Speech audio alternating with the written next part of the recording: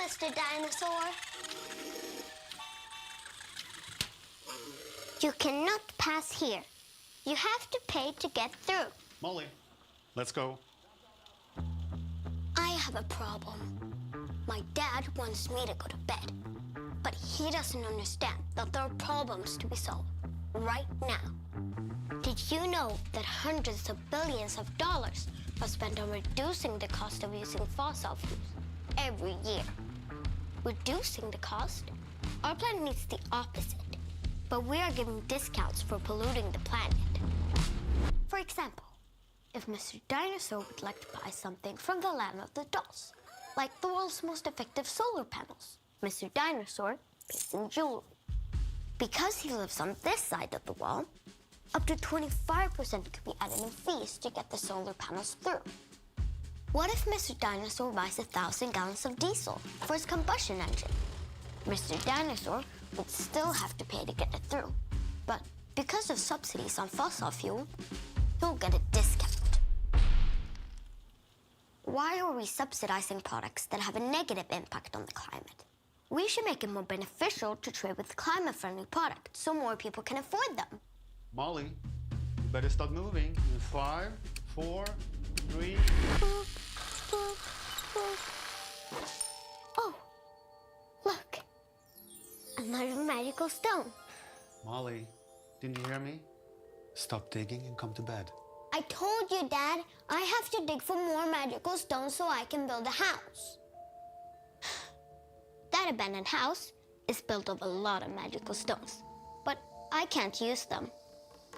Stones that have been used once are classified as waste, even though they're still magical and perfectly usable. Pew, pew, pew. Stop! These are our magical stones.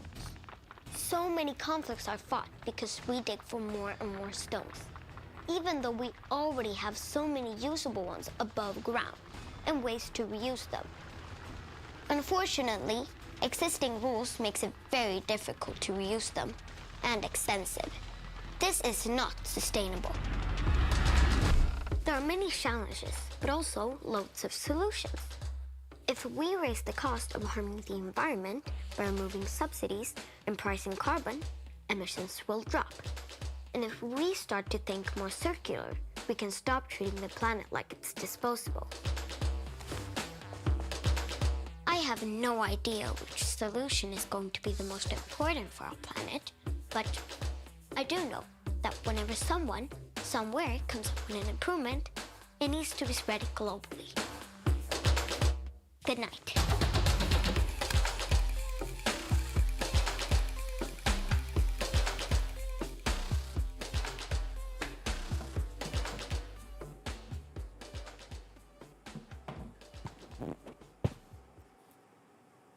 COP28 has gathered a record-breaking amount of people to discuss the direction of climate action.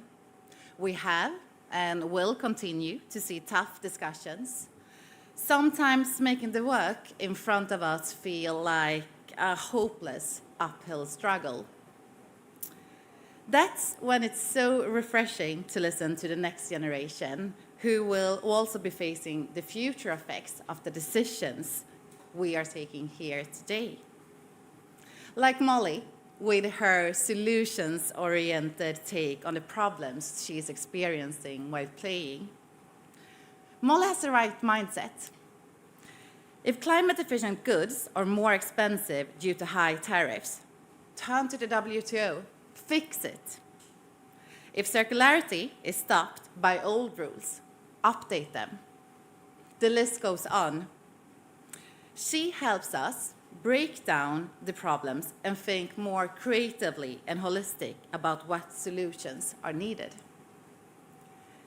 Trade plays a key role in this, but to unlock its full potential, the right policy conditions are needed. Today, that is not the case, but that's something we want to change. And that's what this seminar will be all about. We intend to identify what actions policymakers can take here and now to unlock the full force of trade for people, planet, and prosperity. Because, as Molly put it, Whenever someone, somewhere, comes up with a good solution, it has to be spread globally. My name is Susanna Zico, and I'm the Secretary General of ICC Sweden. And I have invited here today 6 representatives from our member companies to help us identify 6 challenges that they have in their company's green transition, but most of all, 6 solutions that might help them solve these challenges. So welcome to all of you. Welcome to all of you online, and welcome up on stage. First, Per Stenmark from Inter-IKEA Group, Martin Pei, SSAB, Per Larssons, Ragn-Sells, Anna Åkesson, Skanska Group, Juliette White, AstraZeneca, and Marjorie Gass from H&M Group.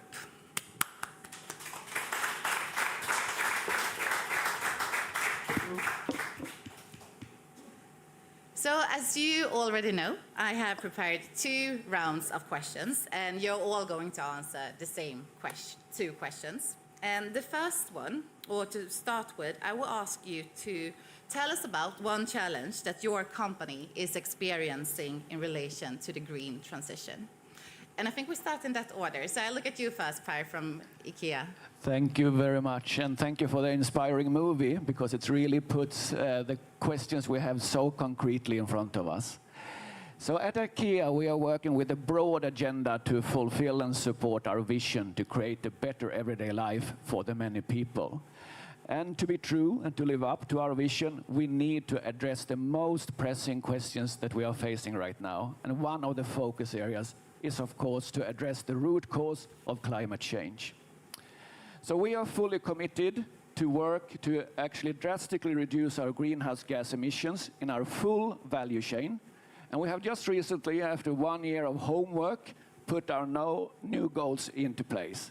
So we are committed to reducing our greenhouse gas emissions by 50% until 2030 and reach 90% reduction net zero by 2050. And this is essential for us to actually stay within the 1.5 degrees. And in this work that we are doing, we have multiple actions going on. And the challenge that I would like to bring up is that we are striving towards phasing out of fossil fuel full out and striving towards 100% renewable energy.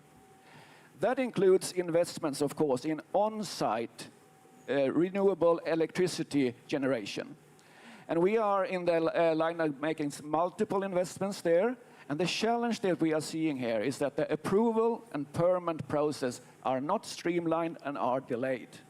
We have several examples in our company, for instance, in Poland and Portugal, where we have solar investments done, up and running, and we just want to switch them on, but we can't do it.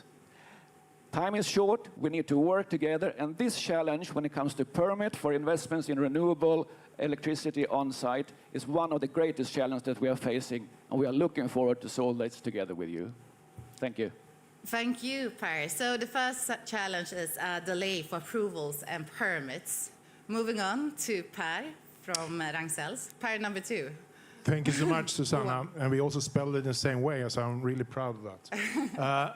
I would start in 1881, because then we started as a company. We were transporting goods and waste from the city of Stockholm to the suburbs, to the countryside. We also brought latrines to the farmland surrounding Stockholm. And so the food value chain has been a key component for us already since 1881. In 2017, because we are today a recycler, we really understood the challenges going forward. In a perfect circular economy, there is no waste. Then there's no need for a waste management company either. So we will cease to exist if we don't understand what will our role become in the future. And there's 2 roles that we will take. One is the decontamination of our flows, because we have put in pretty nasty stuff in our ecosystem that is how today is looped around. And then secondly, become a raw material supplier with specific raw materials that are important. And in order to do that, we need to trade cross borders. And in 2017, we understood that it's almost impossible. So therefore, we started to engage at the International Chamber of Commerce to really step up and try to explain the challenge with the circular economy. This year, we launched our own challenge. It's called the 10billionchallenge.org. it faces that in 2050 we will be 10 billion people on the planet. 70% of them will live in cities. All of them will need food, but also will need housing. And we need to make sure that we do this, that we stay within our limits set in the planetary boundaries. So we need to make sure that we create circular material flows. So the challenge is open for anyone to join, because we can't do this by ourselves. Circularity is something you do together. And that's my biggest challenge, because all legislation are today linear. So let's join together and make sure the policymakers quickly change legislation. Thank you so much, Per. Moving on to AstraZeneca and Juliet White. Thank you very much, Susanna. So I'm not called Per and I'm not Swedish, but I do work for a very large Anglo-Swedish company. So good morning, my name's Juliet White and I work for AstraZeneca. I'm not going to quite go back to 1800s, but let me go back a few years. I represent the healthcare sector. We're a very large pharmaceutical company, as you know. But what you might not know is that the healthcare sector as an entire aggregate, so that is healthcare providers such as ourselves, hospitals, doctors, the full patient journey, represents about 5% of global emissions. That is more than the aviation sector. Now that is pretty significant, and about 50% of that comes from the supply chains within that full healthcare sector. So we are in the business of helping people stay healthy, and yet we are contributing to the greatest health crisis of our time, the climate crisis. So the transition to reducing our carbon emissions and moving to supply chains which are not based on extracting from the earth, as we saw Molly digging, but actually regenerative supply chains that don't deplete our natural resources is critical for us. Within AstraZeneca, much as others have done, we have very clear and ambitious targets.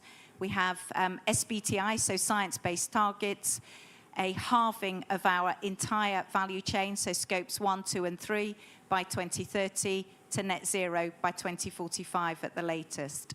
But we have to do that at the same time as changing our processes by which we discover, develop, and manufacture drugs, so that our future products have a much lower footprint than today's products, but also drive circularity.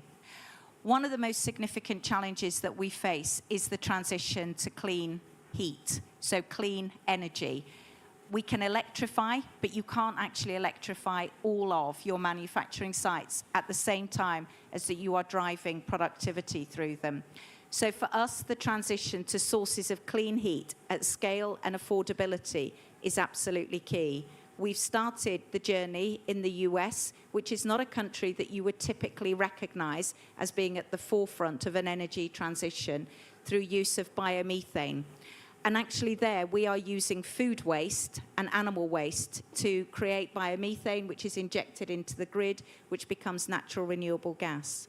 But we need to scale that up. We need to rapidly secure that transition in markets where clean heat is typically difficult to address. So my challenge, my opportunity, and my call to action is how can we do that at scale, but how can we work across industry to do that?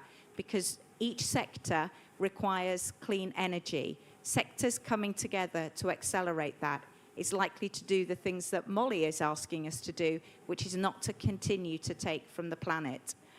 I'm going to finish by stealing a phrase that was used at the opening of COP by King Charles III, which is, the planet doesn't belong to us. I think he said the earth, but I'm going to use Molly's words. The planet doesn't belong to us, we belong to it. Thank you. Wow, thank you, Juliet. What an impressive opening as well with the case of AstraZeneca and what journey you have ahead of you. Anna, looking at you from Skanska, was it a young Anna we saw in the movie maybe? It seems like Molly is addressing the same huge challenges as Skanska is struggling with as well. Well, I think there might be some similarities, definitely, yes. So my name is Anna Åkesson. I'm from Skanska.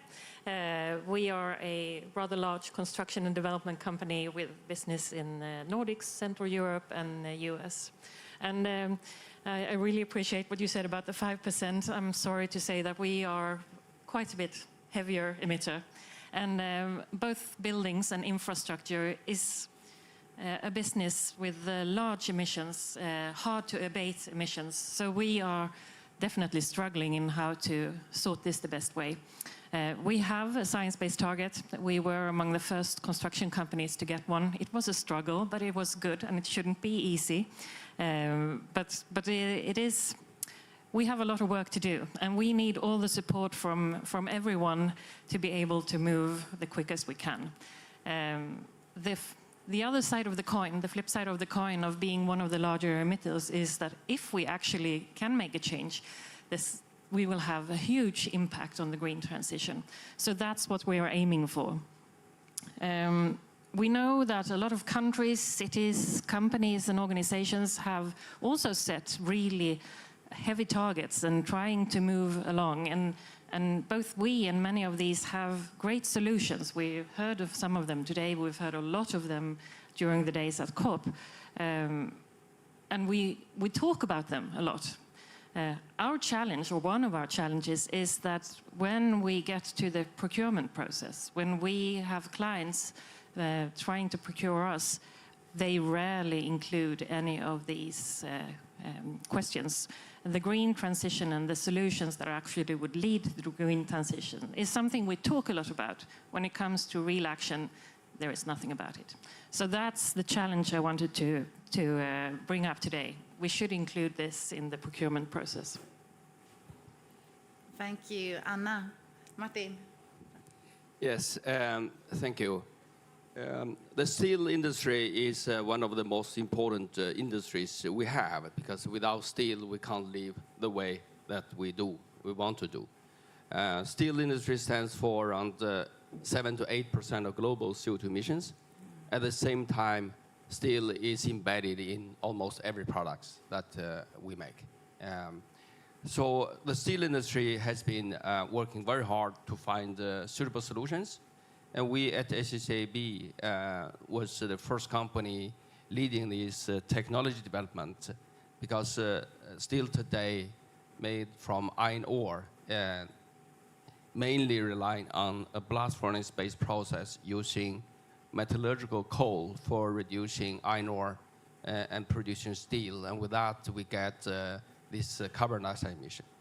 And our technology that we started to develop in 2016 jointly with our partners, LKB and Vattenfall, we started to prove that this is possible and start delivering steel products made in this technology in 2021. And we've got a very significant number of important strategic partners from Volvo Group, Volvo Cars, Scania, Mercedes, and many others like Peab and also manufacturing companies. And this is a start moving. Our challenge is today there are many different claims in the market, calling in different ways of green steel or low carbon steel, but there is no common way of definition, how to measure, how to report, how to verify. And that makes our customers having big difficulties really to recognize what is what. So here from our side today, we would like to challenge, number one, that more companies start to really buy products with near zero emissions. And number two, join forces really to create a trustful, transparent, and credible way of measuring emissions embedded in products like steel. Thank you, Martin. Marjorie, so I know that I told all of you that it's important that you don't repeat the same challenge as the one previous year, so now it's up to you to find something new here. Reinventing the wheel here. Don't reinvent the wheel. No, but first of all, thank you so much for having us on the panel today. My name is Marjorie, and I work for the H&M Group. We are a group that has many different brands, and I assume that you will know the most famous one, which is H&M itself. No surprises, we are fashion manufacturers, and we want to bring fashion in an inspiring and affordable way to our customers. Now, in our industry, the biggest chunk of emission lies in Scope 3. So that brings a whole range of challenges. We have set extremely ambitious targets, also SBTi approved, and we see circularity as a key enabler of our decarbonization. Now, that's what I wanted to focus on, actually, was circularity. There is a need for us to become circular, and that comes with a whole array of challenges. The first one is that anything circular requires a very deep systemic shift because our societies are built on linear models. And this, I'm repeating a bit what Per was saying earlier, but this is really critical.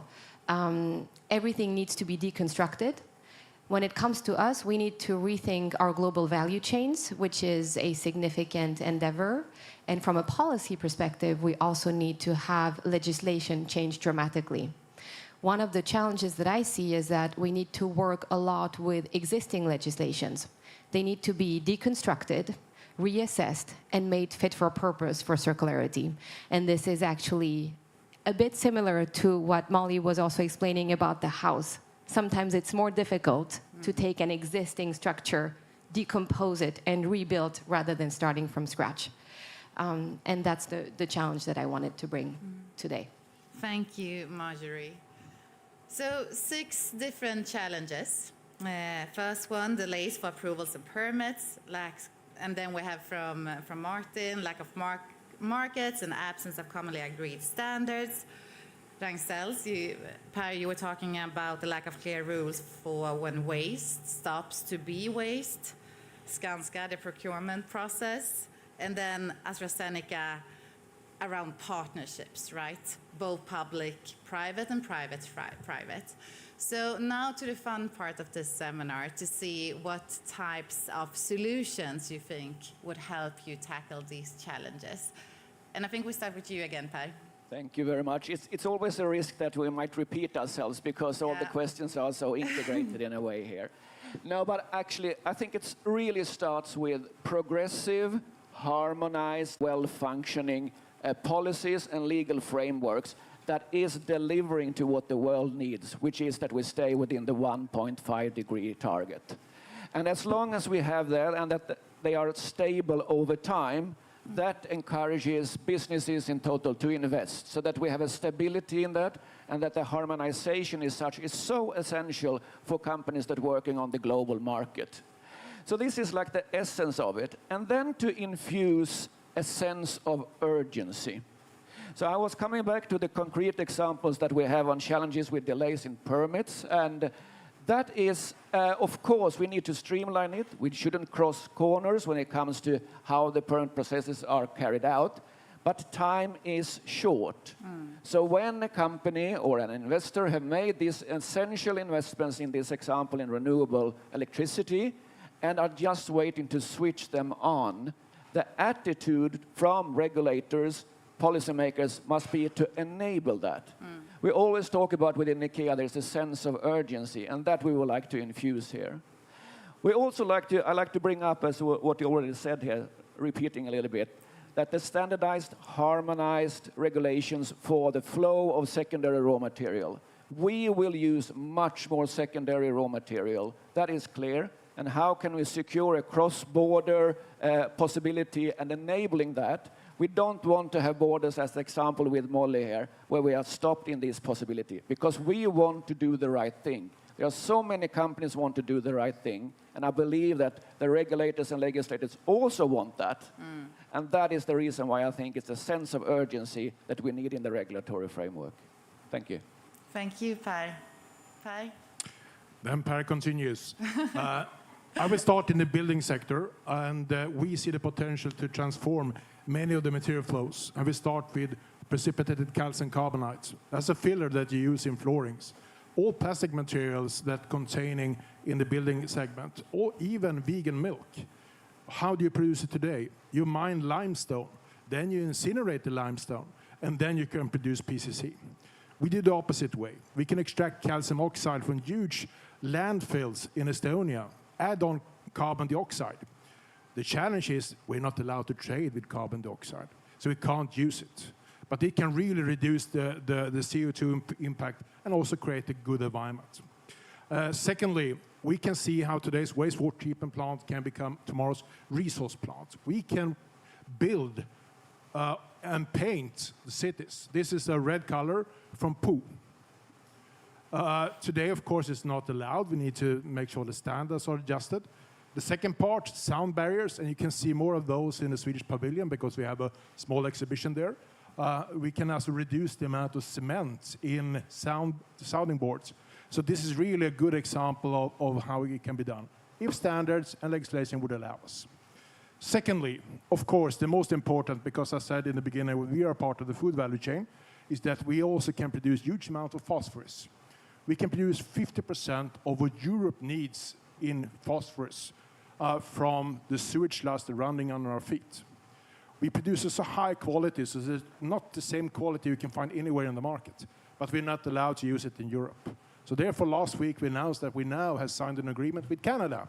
So we will start export the phosphorus to Canada. And of course, I would like my partners here to join me to speak up with the European Commission so they allow the use. And in the future, of course, I would like to have phosphorus plants in each and every big city around the world. And then we can really create circularity for it. Thank you, Per. Juliet? I don't quite know how to follow that. So it's probably the second time we've talked about poo on the panel. Clearly, we can use it as a material here, and it is powering plants through anaerobic digestion. So we should never underestimate the Earth's value of poo. Moving swiftly on, and I think you're going to hear some similar themes. And I'm going to talk a little bit about regulation. And the importance of regulation. And the first thing I want to say is that I think all of us would say we absolutely welcome the greater transparency that is being driven by the regulations. However, I think what we will be asking for and seeking for is greater harmonisation. And there's a couple of reasons that I say that, is because actually what we want to do is raise all of our level of ambition to meet that sense of urgency. But where we see slightly different asks in regulation, we are spending a lot of time complying with slightly different asks on data that is driving at exactly the same thing. And that is a wasted resource and wasted time. So transparency is critical because transparency flushes out where companies are not doing what they're committing to. We welcome that, but I think we would see greater harmonisation of those regulations. Secondly, to pick up on the word of collaboration, I think what's coming across us from the panel is that we all work in very, very different industries, but we share many of the same challenges, and we need to drive for absolutely seamless collaboration. One person's waste here is somebody else's starting material. The more that we can collaborate and really enable the use of waste to be viewed as a commodity, which is somebody else's critical building blocks, I think that is going to accelerate the level of change. We have got to get out of our silos as a society to tackle the biggest challenge that we have. Thank you, Juliet. Anna?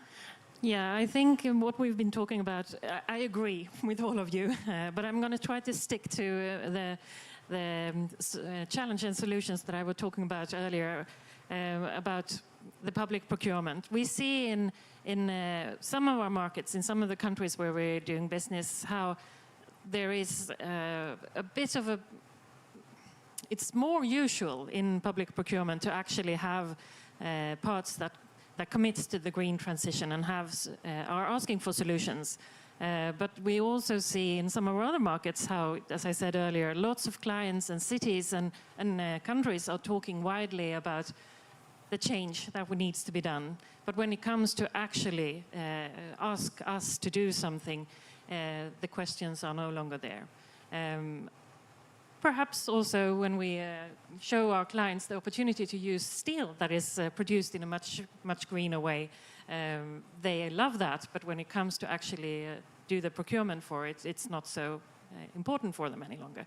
So we see that there is a gap in what we're talking about, what we're aiming for, and what actually happens.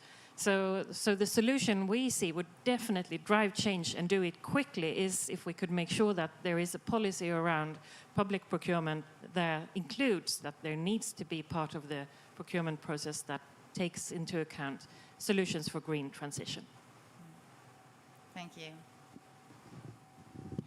Yes, I definitely agree. The public procurement process is one of the possible starting point to create a market for near zero emission steel, cement, or any other products that will need in the society.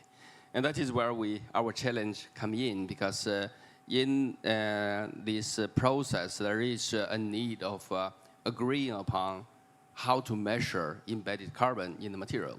And today there are dozens of such different ways launched by different stakeholders around, and that is really making confusions and also a lot of difficulties in this process. So our suggestion to solve this is really to globally joining forces and sit together and define the boundaries, how to measure the scope, 1, 2, 3, how to really make it, say, credible, because claims by individual players does not have the same power as we have a global agreement, which will promote creating this market. Public procurement is one example, but also to enable future trade, because we can't live only in silos. Even the current development is going the other direction, but in the long run, we can't be self-sufficient in everything.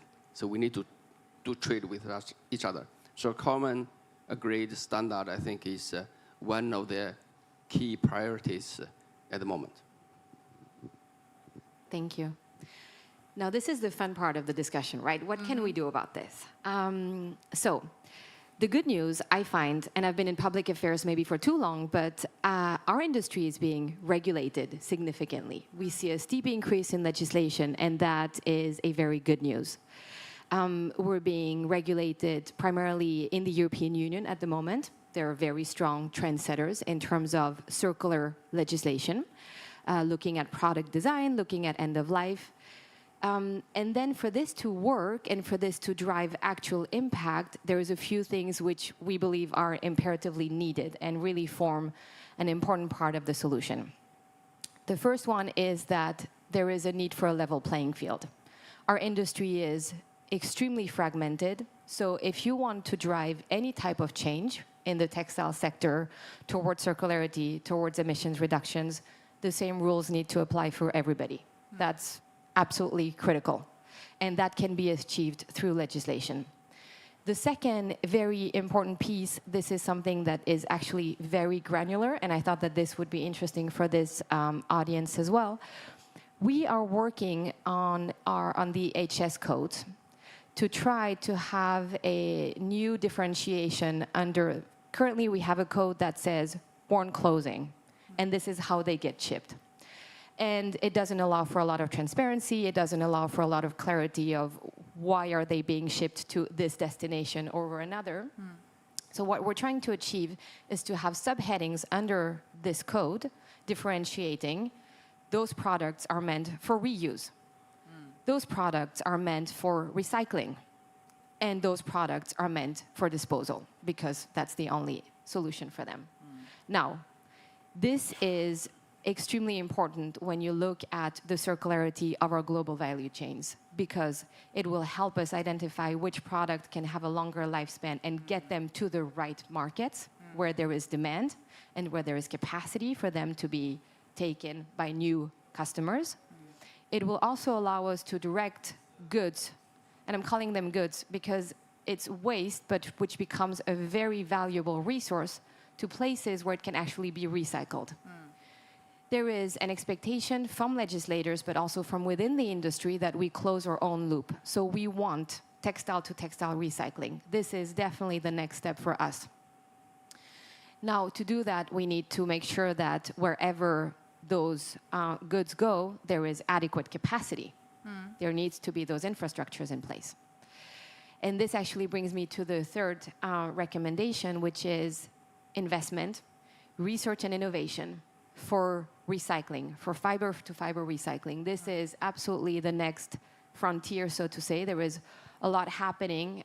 H&M Group is looking at this very closely, and we are very much needing to have infrastructures in place to recycle so that we can lower our material footprint and actually continue our circular transformation.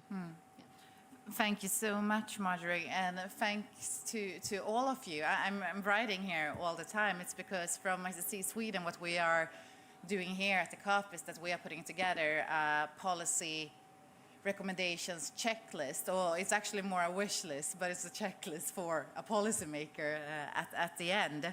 So I just want to see if there is anyone in the audience who would like to ask a question to any of the panelists, or if you have something for us to add to this policy checklist.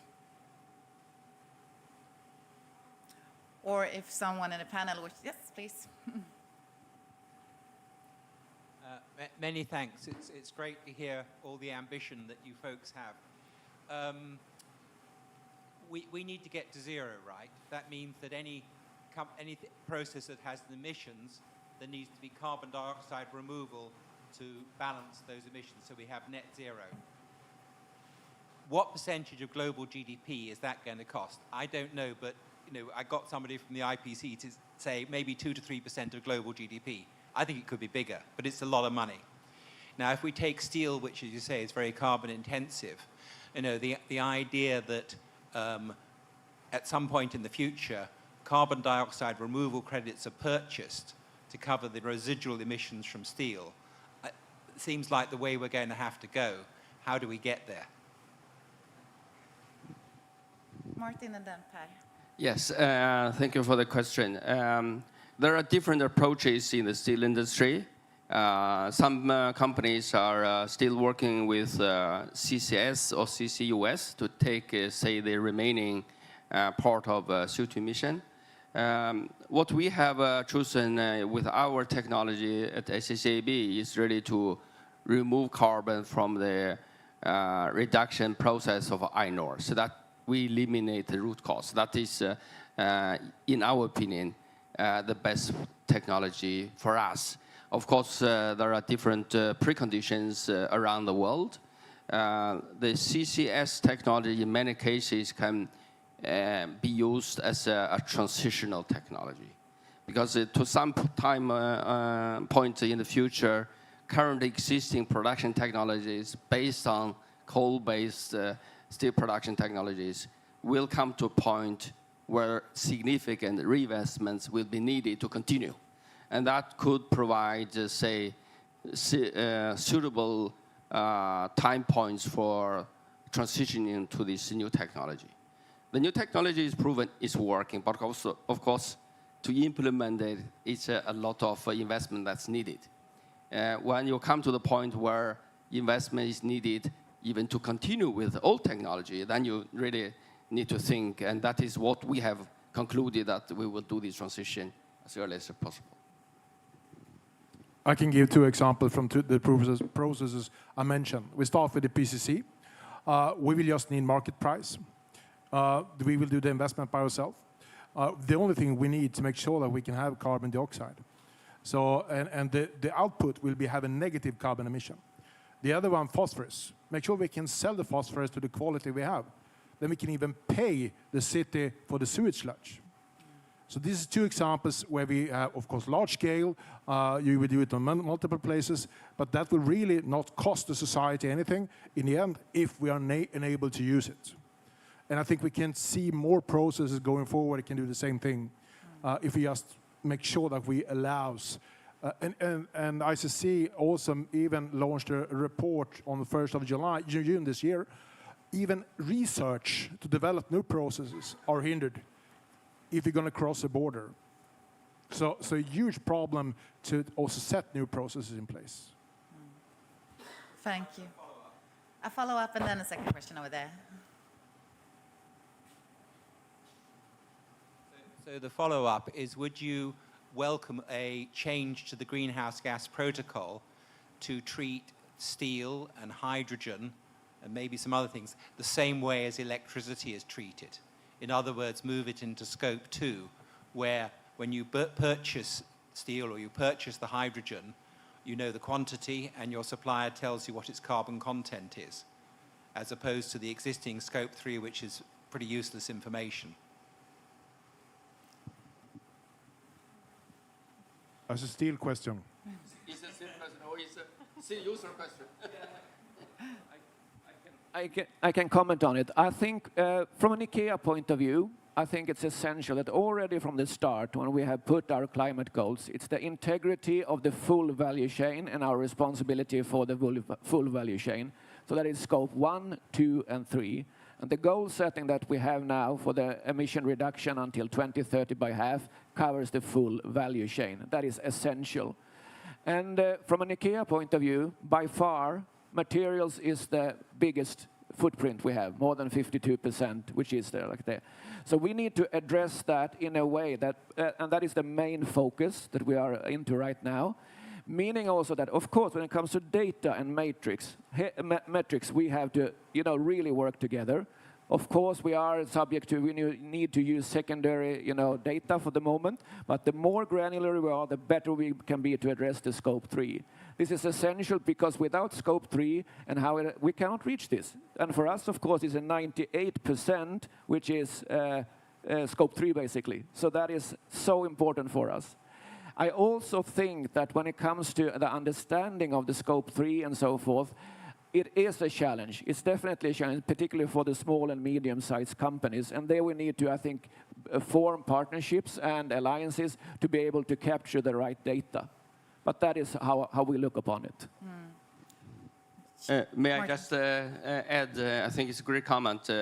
For us, it's essentially what we believe the most important thing. If you ask your suppliers to supply data to handle your scope 3, that is our direct emissions. So if we do this jointly, we can really make the shift. Because otherwise, only trading certificates and so on, I don't think that will solve our challenge.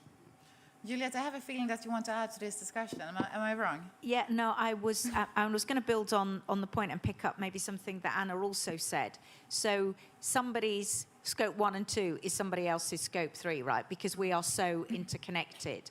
So I think getting transparency, taking accountability for your scope 3 and working with your suppliers is absolutely critical, and moving to high quality data, primary data, not secondary spend data, is key. And there was a point Anna made about sort of procurement practices. I know your point was very specifically about public procurement practices, but I think we will see a shift in private procurement practices where there will be a value placed on, firstly, getting transparency of scope 3 data, real accurate emissions data, and then placing a value on those companies that are driving their emissions down. And that will be valued through procurement practices, because all the companies here are taking account for the full value chain, not only their part within it. Thank you, Juliet. Happy with that answer? Yes. Sorry. But why should hydrogen be treated differently from electricity? I think if you put it in scope 2, you have very specific responsibility. If you leave it in scope 3, everybody for the entire value chain should be reporting on everything upstream and downstream, and it becomes more... My apologies. The advantage of scope 2 is you have more specific responsibility. So a move to treat more items like electricity, and particularly big ticket items, hydrogen will be in the future, steel is today, will make it much easier to see the responsibility and to get a price put on the emissions. Thank you. These discussions are all about COP28. It's wonderful to have them here in the room, and super important. That's why we are here. Now, our next question from the audience, please. Hi, thank you for being here. My name is Laura Knapp. I'm a part of the Tuck School of Business at Dartmouth College. And I noticed that no one mentioned anything about shipping challenges or ambitions in their sustainability plans regarding shipping. And I was wondering if anyone had any comments there. I was particularly reminded of it in context of the H&M Group and the fast fashion industry. as you were talking about your supply chain, but mostly end-of-life stage and landfills. But if you have any comments regarding shipping challenges and your hopes for reducing your emissions moving forward, what would those be? Thank you. Marjorie, it feels like that question is directed towards... Yes, so I don't have an answer specifically for you on shipping. You mean shipping from a logistics perspective? Yes, for either raw materials or... Thanks. Either for raw materials or your final products in any of your companies, and if you have are kind of banking on one form of transportation and green transportation moving forward. Maybe. Well, I can comment a little bit from IKEA. Thank you for highlighting this incredibly important topic as well. When you look at the footprint from the total IKEA value chain, the land and sea transport is actually covering around 4%. So it's like, you know, quite often it's lower than people normally think about. Independently of that, we are addressing this. So what we are striving for in terms of shipping is for sure to have a zero emission shipping by 2040. And here we are looking into different opportunities and partnerships together with SEMBA or COSEV, and on the land transports, we are joining forces with the EV100 and EV100 Plus organization to actually achieve the same goal as I just mentioned here. So this is a very much of a highlight and a very high priority for IKEA. Thank you. Per, would you like to add? Yeah, another perspective on that one is that if you're going to ship something that you have used, suddenly you will cross borders, and that will be very complicated. I know that there are companies here that really would like to make sure that beds are recirculated, but it's very hard to do that small scale, you do it large scale. And then if you cross the border, it'll be very complicated. We had the same thing when we were developing our phosphorus solution. We needed to conduct research, and their source were in Gothenburg, and we needed to transport it to Helsingborg. And that's like, you can see the other side. It took 8 months to get the environmental permits. So there's two challenges. Of course, there is the CO2 emissions, but enable trade independently of the origin. Thank you, Per. And now I think we will have to move on to the last part of this session. It's some final comments from ICC Secretary General John. I just saw him passing by, so I guess he will be back here in a minute. So please help me thank this wonderful panel.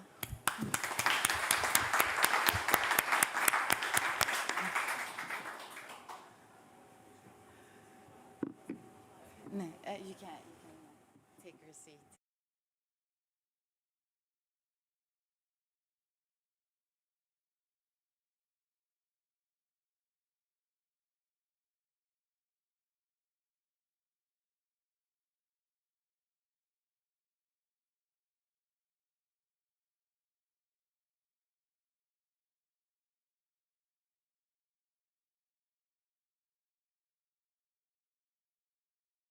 John Denton, ICC Secretary General. Please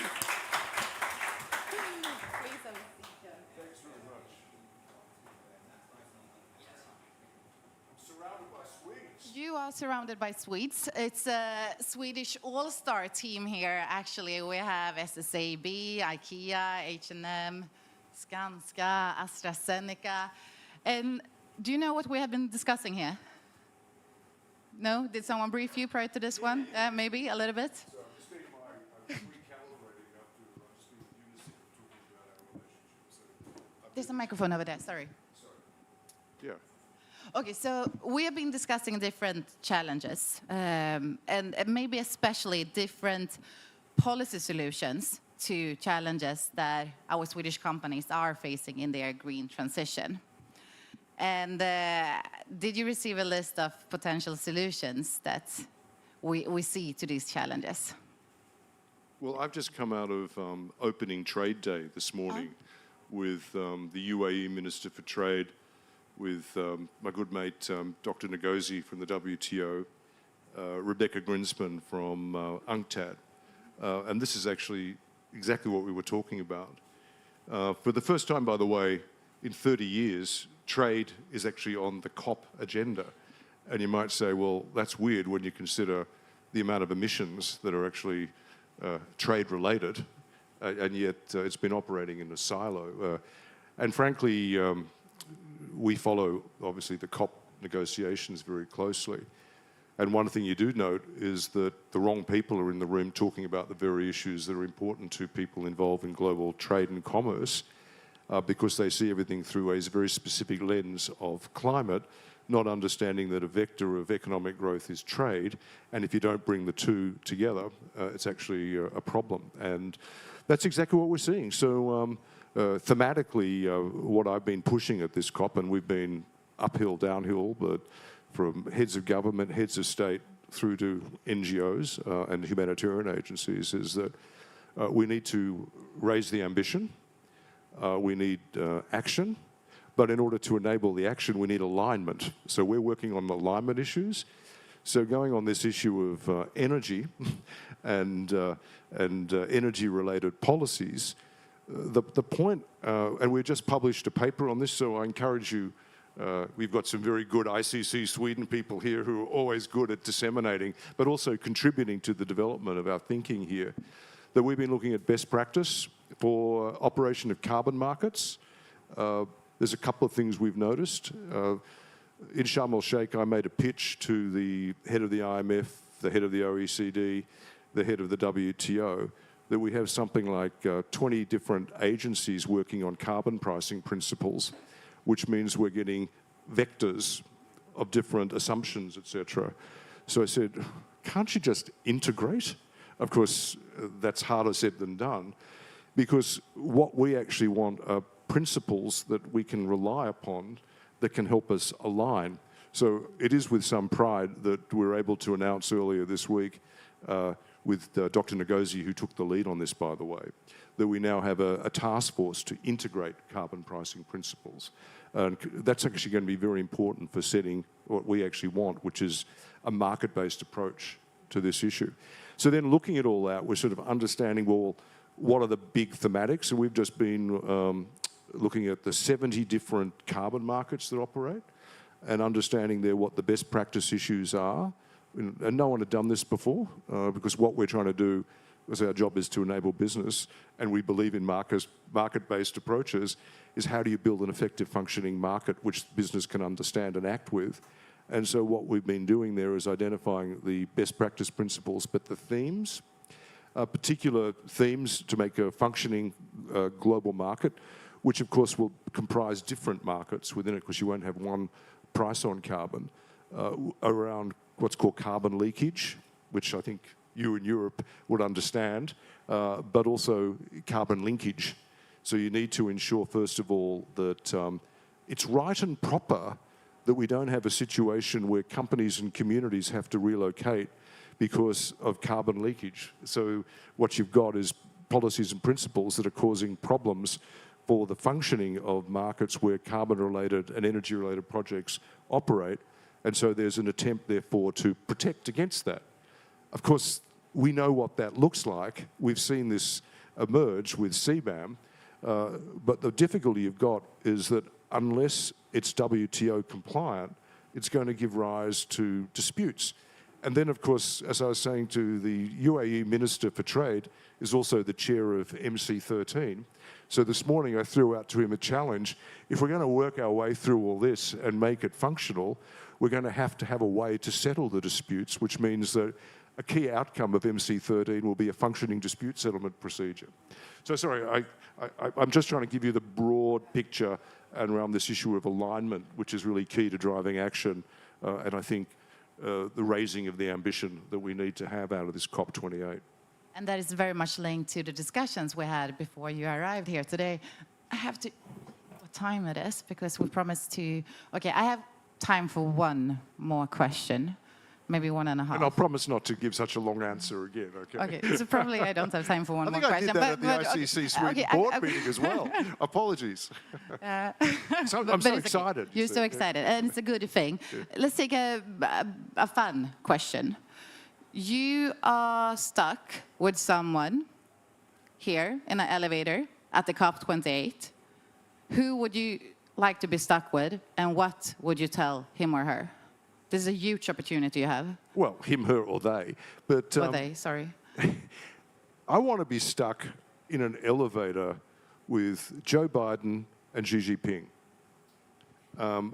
Because I've just come out of APEC, and I've actually just been in Beijing and met the premier there.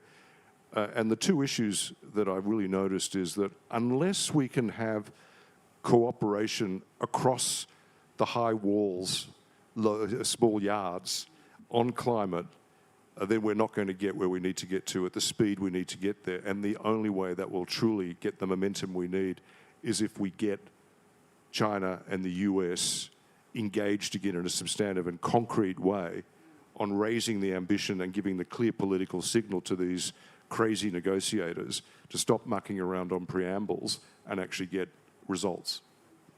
Thank you so much, John. Thank you for joining us here today. And thanks to all of you as well, both here in the room and online. It's time for us to wrap this thing up. If you're interested in this policy checklist that I mentioned earlier, it's available online at iccsweden.se. And please don't hesitate to reach out to me or any of my colleagues if you want to get involved in that work as well. So thank you all for joining us here today.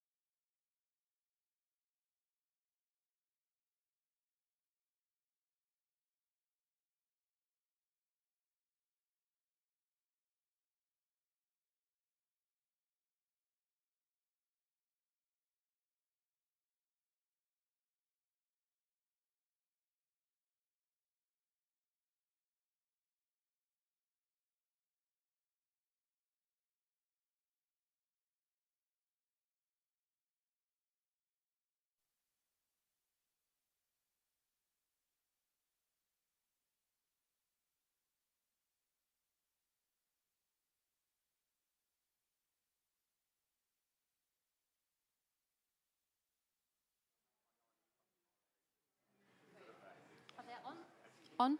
Yeah.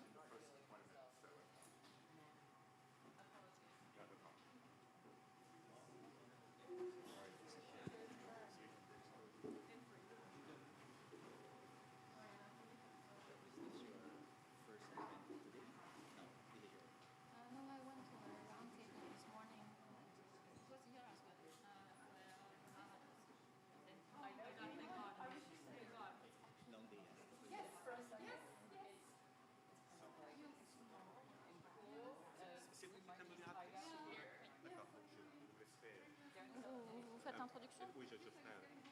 Il faut juste dire qu'on démarre et puis je. Ok.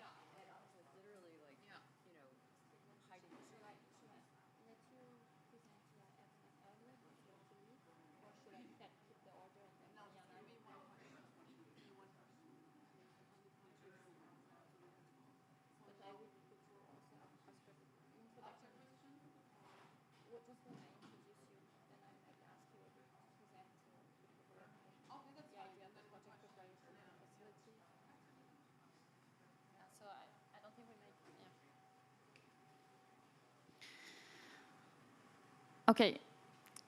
Good morning, everyone. Thank you for being here on the panel. I let François Berger, the CEO of the FAST Infra Group, introduce the panel, and then I'll take over again. Thank you, Nathalie. So, yes, hello, everyone. My name is François Berger, the Chief Executive Officer of FAST Infra Group, the structure tasked with operationalizing FAST Infra initiative. So I'm stepping in lieu of Christian Deséglises, who unfortunately cannot be here with us today, and he asked me to apologize on his behalf. So just a very quick and short introduction on the FAST Infra initiative for those of you who are not yet familiar with it.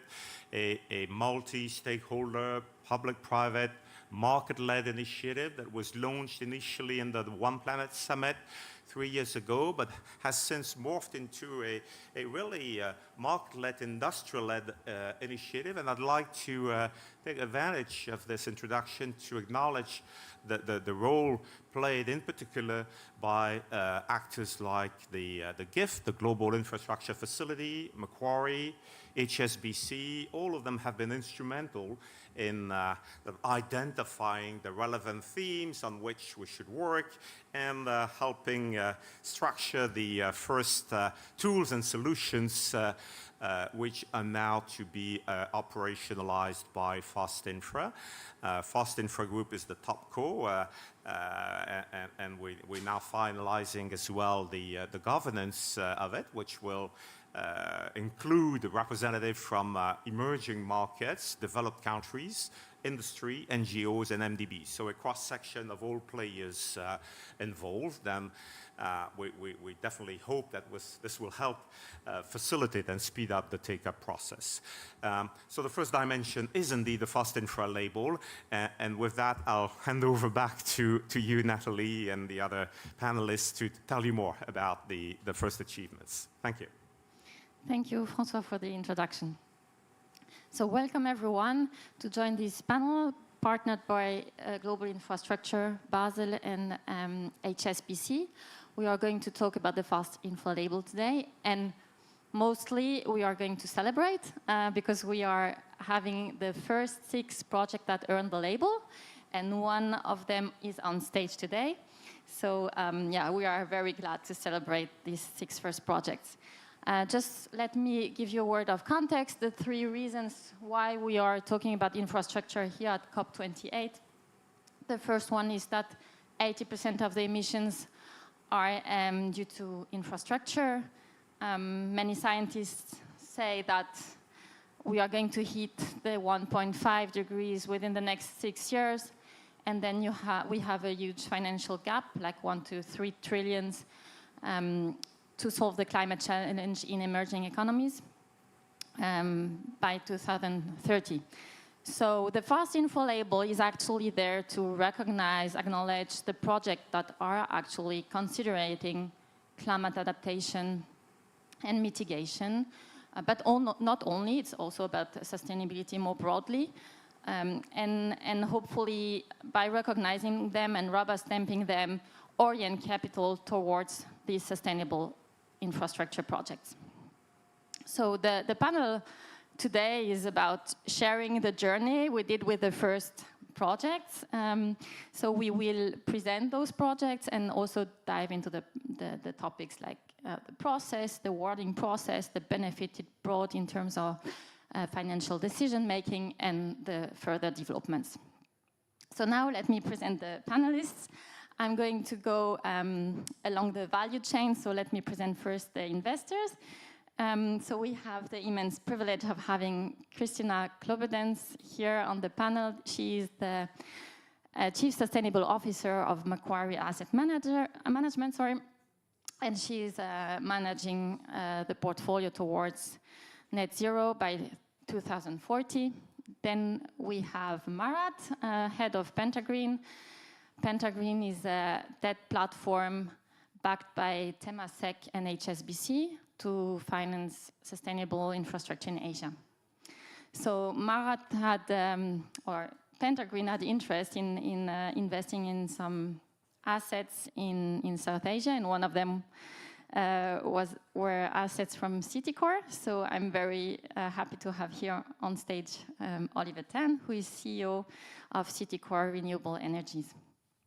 And finally, but not least, we have the Global Infrastructure Facility. So as François mentioned at the beginning, GIF is one of the initiator of the FAST initiative. Together with OECD and CPI and IFC, HSBC, they put together all the dimensions of the FAST Infra initiative. So very happy to have you here. GIF is a global project preparation facility, and they have a lot of experience in talking with all the stakeholders of the infrastructure value chain. Yeah, this is what we also want to do with this panel here today, to foster the dialogue with all the actors of the infrastructure value chain. So maybe because Astrid, you need to go a little bit earlier, I give you the floor first. If you can explain a little bit how you are working at GIF to orient capital towards emerging economies, where the needs are the highest, but also where the perceived risks and real risks are the highest. Thank you very much for inviting the Global Infrastructure Facility to this important panel. It's very exciting to be at COP28. I think everybody's feeling the urgency of the challenge ahead of us. And I think we also all agree that we can't solve the challenge of reaching the Paris climate goals and the SDGs without two things. One is, as was already mentioned, climate smart infrastructure, because infrastructure accounts for the majority of emissions and also adaptation costs. And the second one is we cannot get there without, the billions to trillions agenda from the private sector, because public funding is simply not sufficient enough. So the role of the Global Infrastructure Facility is really to work as an enabler across the multilateral system and the public and the private system. So what we do is that we work with governments through our technical partners, the 10 multilateral development banks, helping governments prepare infrastructure projects, sustainable infrastructure projects, climate smart, low carbon, resilient, but also inclusive, for private sector investments, so through public-private partnerships, but also other forms of private sector investment. And that's really, the beginning of the ecosystem, if you think about it. It's very encouraging to see that thanks to regulation, there's more and more interest from, the institutional investors to invest in climate smart. They have made a number of net zero commitments. That's the supply of finance is growing, but we also have to really provide the demand of bankable projects. And of course, in these emerging markets that we're talking about, that's not easy to do because, as you mentioned, there are a number of risks involved. So our role as an enabler is really to help governments manage these risks and to structure partnerships in such a way that the risk allocation is balanced, and in that process also help de-risk some of these points, whether that's land issues or regulatory issues or financial structuring issues. And then, looking at it from the private sector perspective, of course, the private sector is all about standardization and ease of investability, if you like. So where a label like Fast Infra can be incredibly helpful is really to come up with a quality endorsement. And I think we all agree that we need to build quality infrastructure up to, the environmental and social and governance standards that are beyond reproach. approach, but really create one standard that is recognized, understandable by all the players in the market, and thereby, start creating infrastructure as an asset class and also facilitating liquidity. So thanks again for having us here. Thank you. So you were initiator of the initiative. I'm just going to ask you one more question while you are still there. So I just wanted to know from your perspective and from the first pilot phase that happened before GIB was appointed as a secretariat, and now with the first rollout, now that we have developed the framework a little bit further, do you think we are heading towards the right direction? Do you think that the fast info label is actually providing this quality, this assurance that the private sector needs? Well, first of all, I'd like to say it was really great collaboration between all the partners, HSBC, IFC, the private sector, ourselves, and OECD. And it was a lot of hard work, right? Because, you're looking to harmonize in a way a number of standards that are out there and that are equally relevant. So a lot of good thinking went into this. And I think it's starting to prove its value now. As you said, you have 6 pilots projects. We have actually applied the label to one of the projects that the GIF has helped prepare in Brazil, which is a programmatic approach to municipal street lighting. So we have also had the opportunity to work through the practical application, and it's kind of proven to be relatively easy, which is what you would like from the private sector perspective, but nevertheless also very robust on the key dimensions, environmental, social, and governance that investors rightly worry about. So I think it's off to a good start, and hopefully together we can help it accelerate.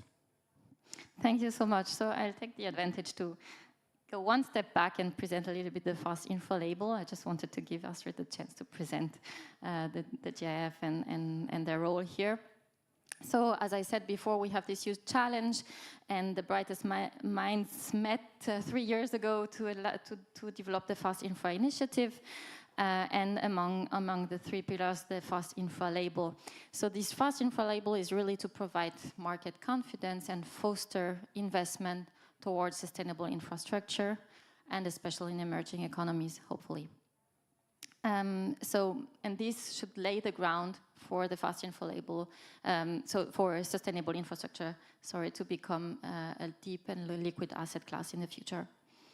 So the label is covering 4 dimensions. So we have the typical ESG, environmental, social, and governance, but it's also covering one more dimension, which is adaptation and resilience. In total, there are 14 criteria along these 4 dimensions. So we can go into the details. I have here a brochure for more information, and of course, you can also visit the website. So last year at COP27 in Sharm el-Sheikh, GIB and Bloomberg were announced together to run the secretariat and the data repository of the fast info label.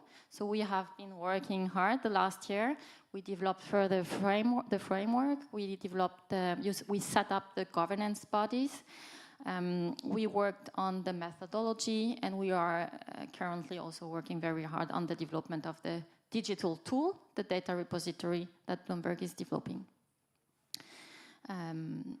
So now I'm coming to the point where I announced the 6 projects that got the label. So first here we have Citicore, and then I'll leave you the floor in a minute. But we have 5 more projects. So no, actually, you are covering 2 projects. We have 2 more projects in Vietnam, also PV projects. We have 1 wind farm in Brazil and 1 PV project in India, Mumbai, that was presented on the panel as well yesterday. And this PV plant in Mumbai, these are solar rooftops that are actually feeding an electric bus fleet in Mumbai. So now I'm turning to Oliver, sorry. So I'll leave you the floor. Maybe you would like to give a little explanation on your project in particular, or your projects, and what was your experience with the fast info label?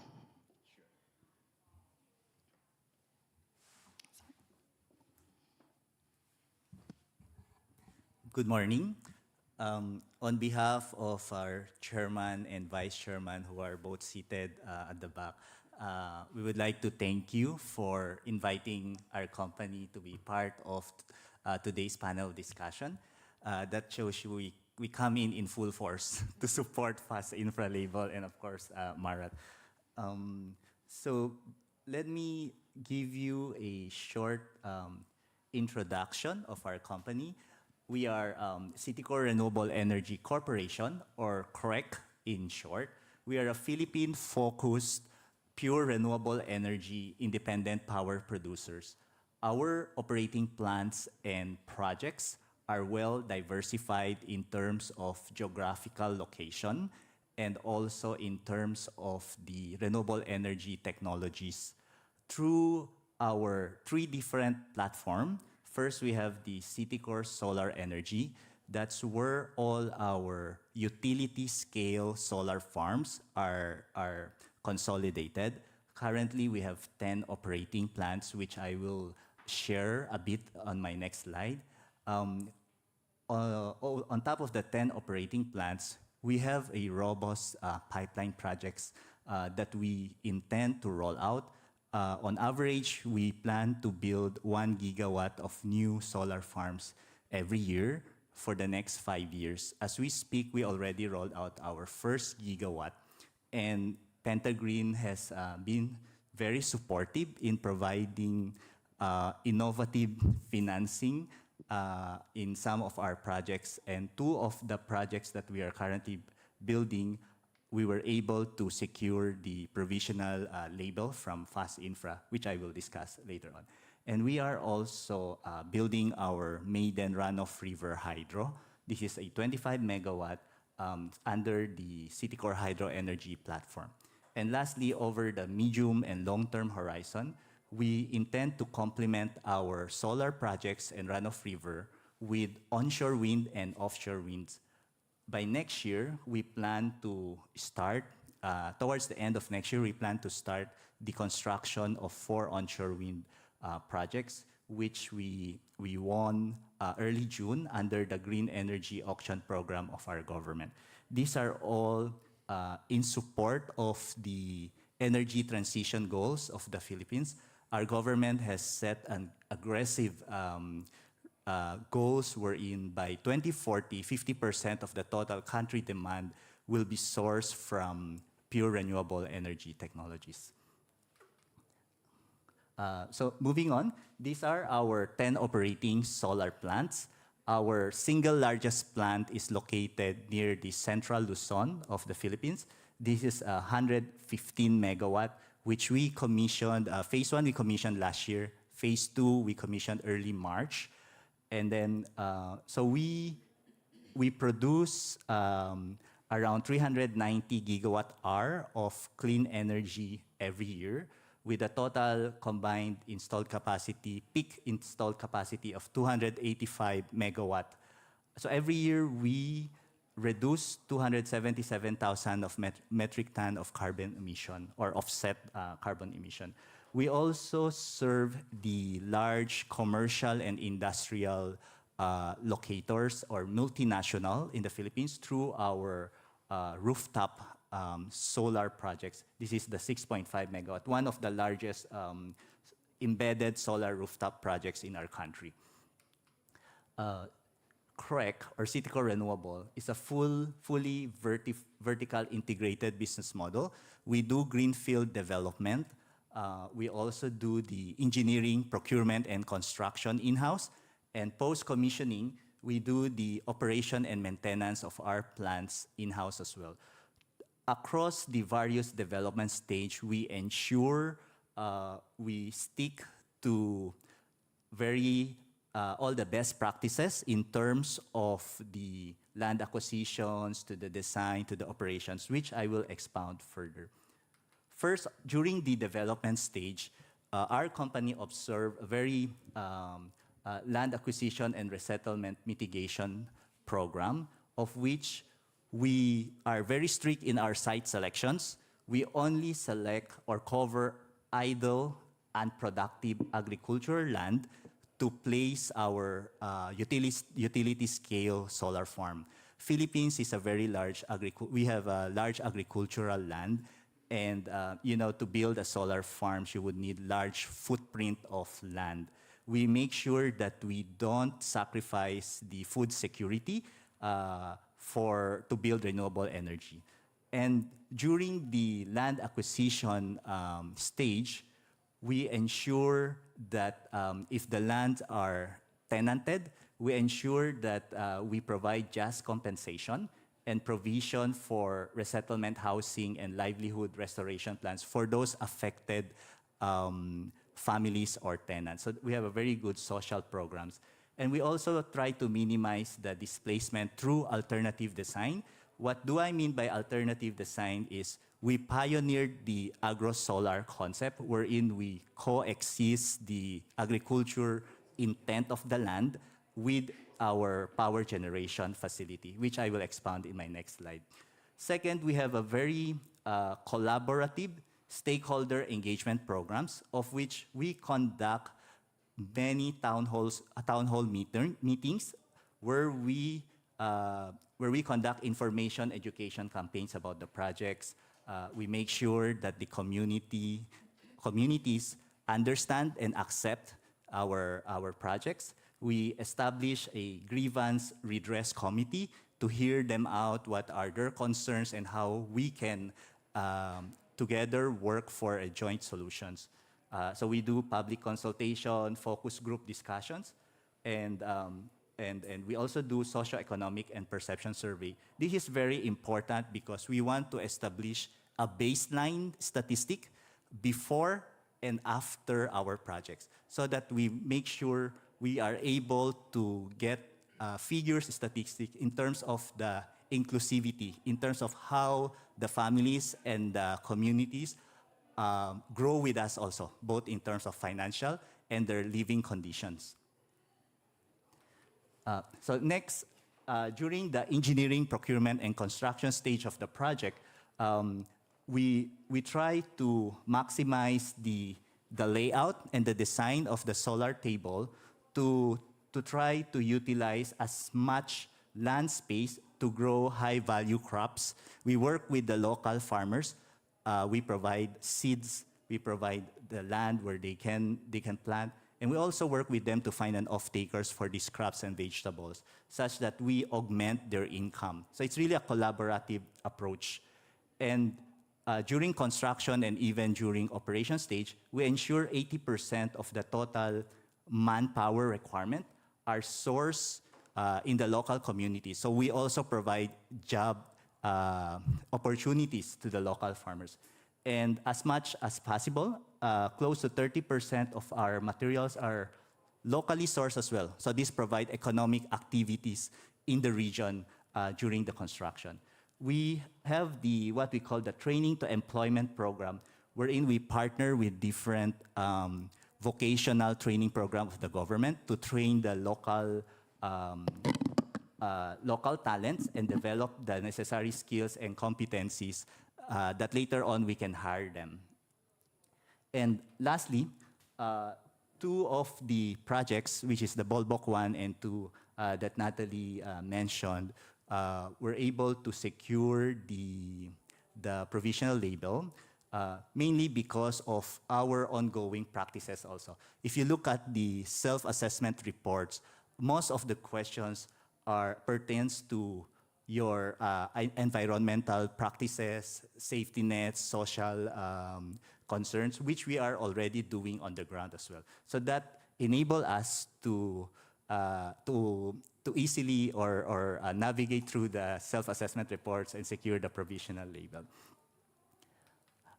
So this is my last slide.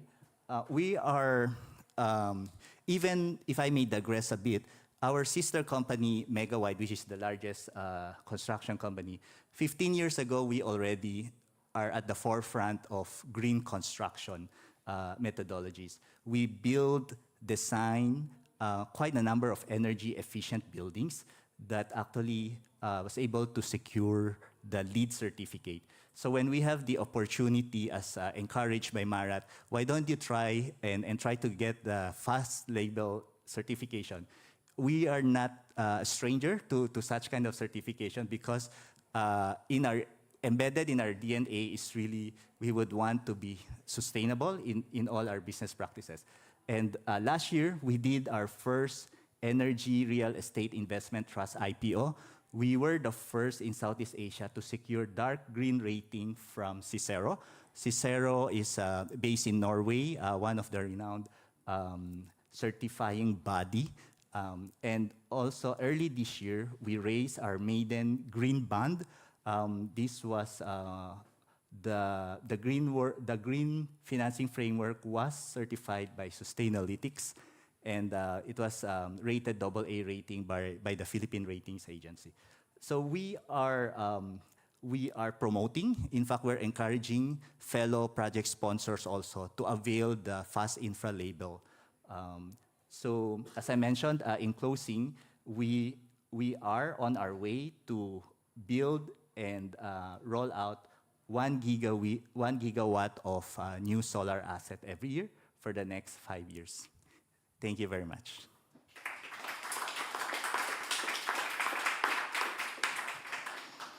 Thank you, Oliver.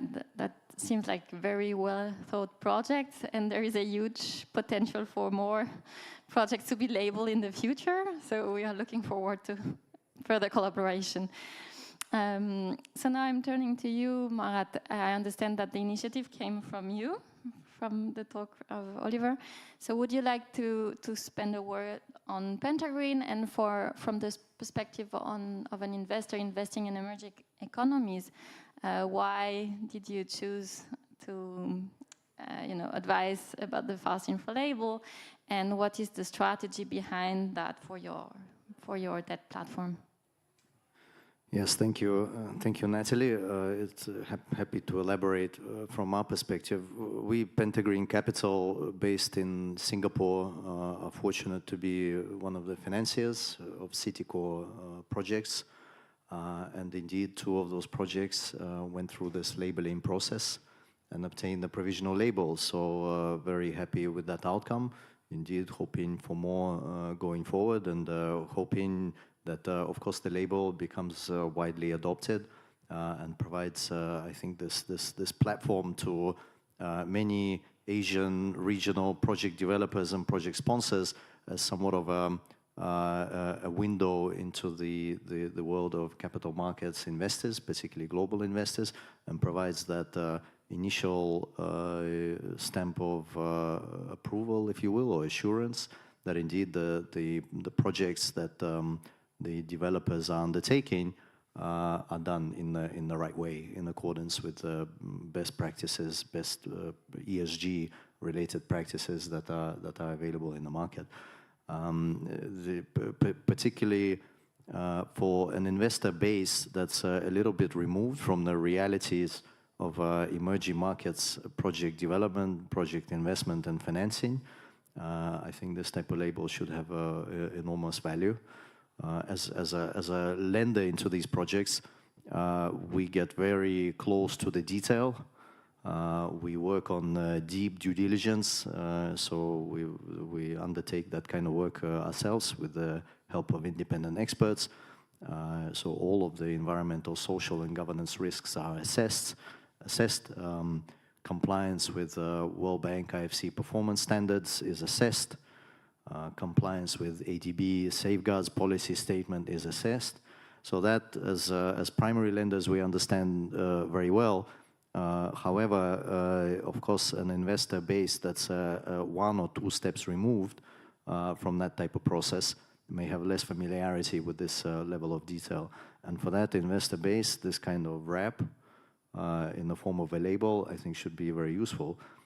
Whether that's ultimately international capital markets investors of Citicore's projects or Citicore vehicles, or perhaps even investors into Pentagreen eventually. I think this type of assurance should be beneficial and of value. So very happy to be part of the effort to put it in place. Thank you for explaining why this label is important for your work. I'm turning to you, Christina. So Macquarie was also presenting project to the label. So how does it help the work of asset manager? Can you a little bit expand on that? Sure, thanks so much. Can you hear me? Okay, great. And it's a pleasure to be part of the conversation and to see it play out throughout the process. For us as an asset manager, I think there are two kind of high-level points that that are really important. Is that it's important to have a common understanding of the sustainability credentials in order to facilitate the decision-making process in investments, as you talked about, but also crucial to reduce the reporting burden on financial institutions. And I think by having that common understanding and label, it will help us do that. But why are we part of this conversation, and why did we want to invest our time and energy in this? For those that don't know, Macquarie Asset Management is the world's largest infrastructure asset manager. So it's really important for us. And so we wanted to be part of that conversation, one, to lend that experience that we have, but also the experience we have in incorporating sustainability criteria in sustainability mandates in the investment process, but equally to learn. Because I think that it's important that we can learn from others as well. So we have been part of the work with Fast Infra since 2020, and then my team have worked with Astrid and her team, and with HSBC, and with others in order to make that possible, because we do believe that it will and should become a market standard.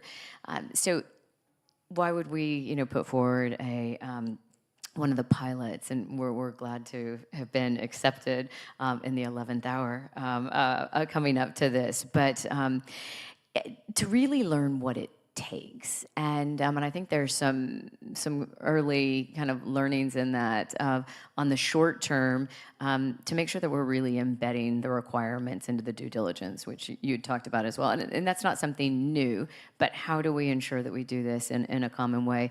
And then for the long term, it's ensuring that it becomes standard practice when developing these projects. And so for us as an asset manager, this is going to help enable us to match the investments with the mandates.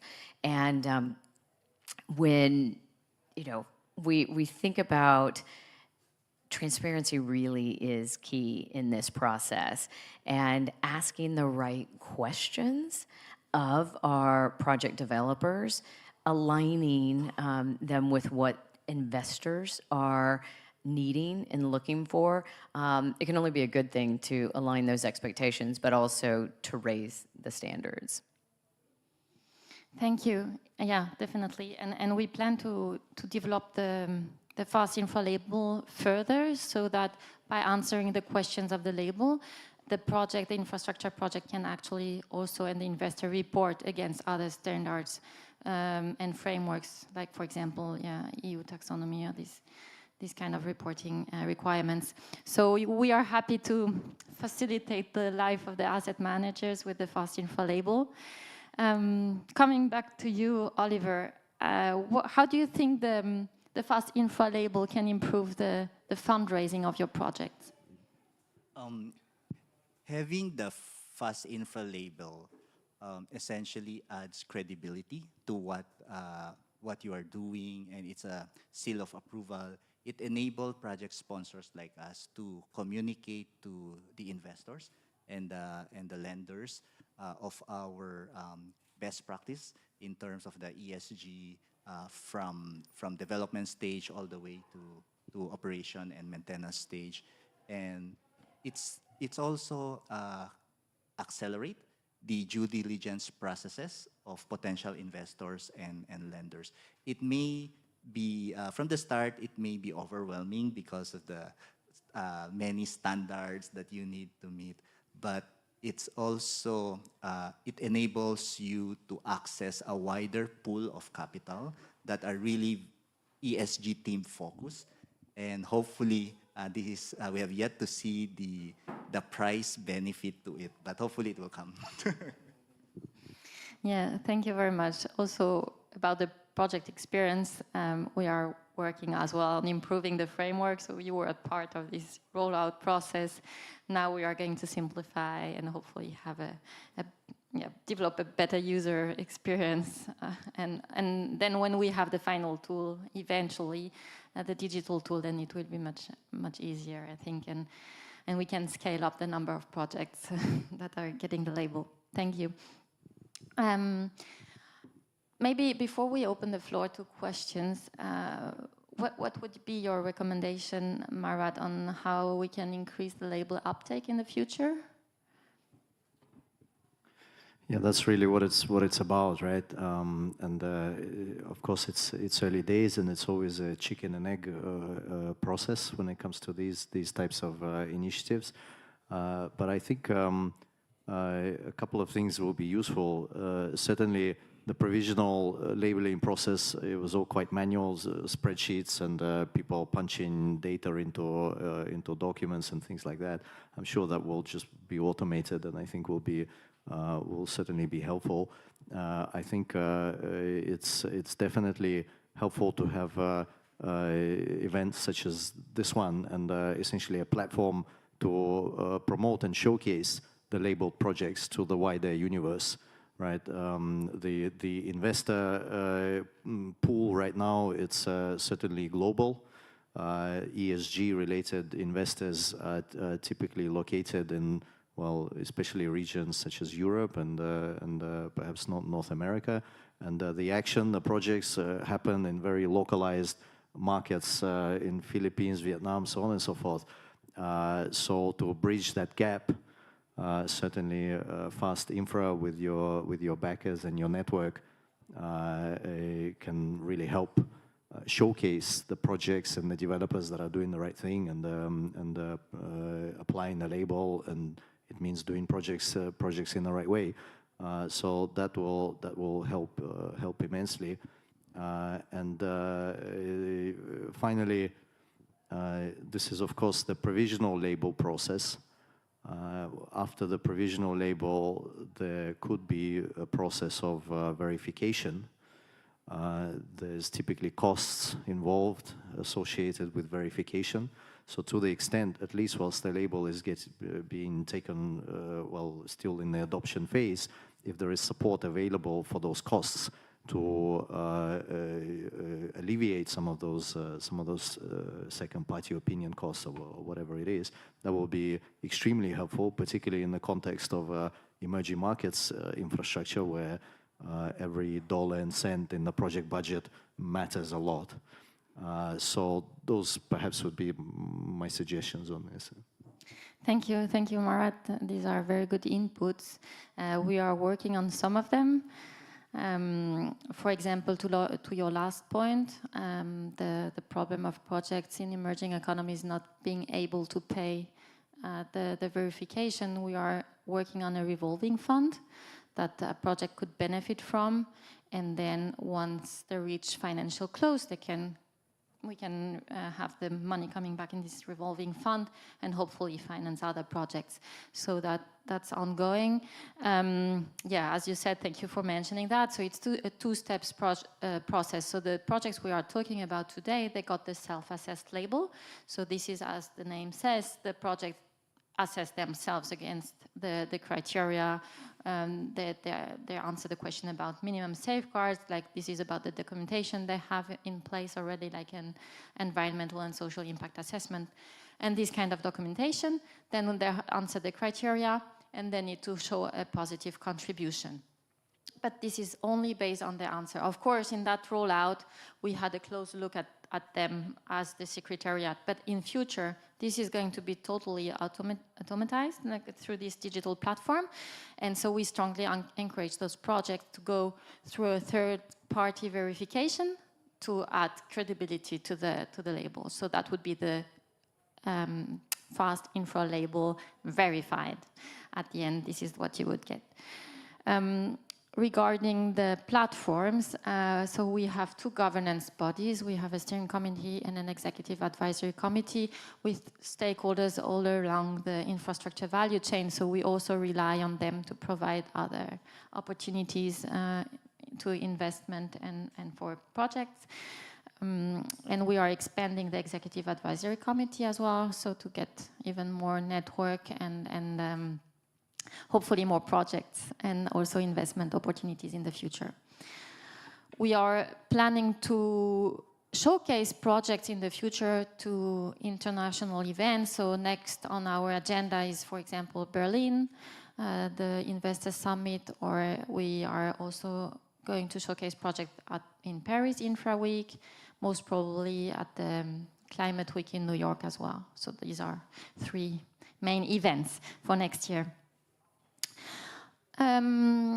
Yeah, so maybe Christina, you want to add something as well? Your recommendation on the uptake of the label, maybe you have some points. Yeah, no, I agree with the comments that have been made, and I think that especially as we're here in Dubai for COP, there's so much urgency, and so I think that getting to scale, I mean, it's an incredible start, to initially have the pilots, but really that kind of tension between, how quickly can you scale, but also learn, because I think there is a lot to learn as you get into these examples, and it was great to, to hear from yours the pilot that we have in Brazil is an onshore wind pilot, and it's built on one of the largest wind farm clusters in Latin America. And when Natalie talked earlier about aligning to those ESG, for us, it aligns with 3 of the FAST Infra positive contributions, and that's climate change, health and safety, and land acquisition and resettlement.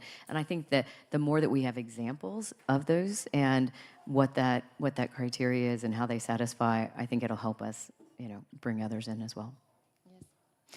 Thank you so much for all these inputs. If you have questions from the audience, we can open the floor to questions. Who has the first question? Yes. Actually, I'm on the EAC, Peter Hall, with your label, and I'm wondering, do you see certain sectors that will adopt fast infra quicker than other sectors? Should we get the mic on? Oh, sorry.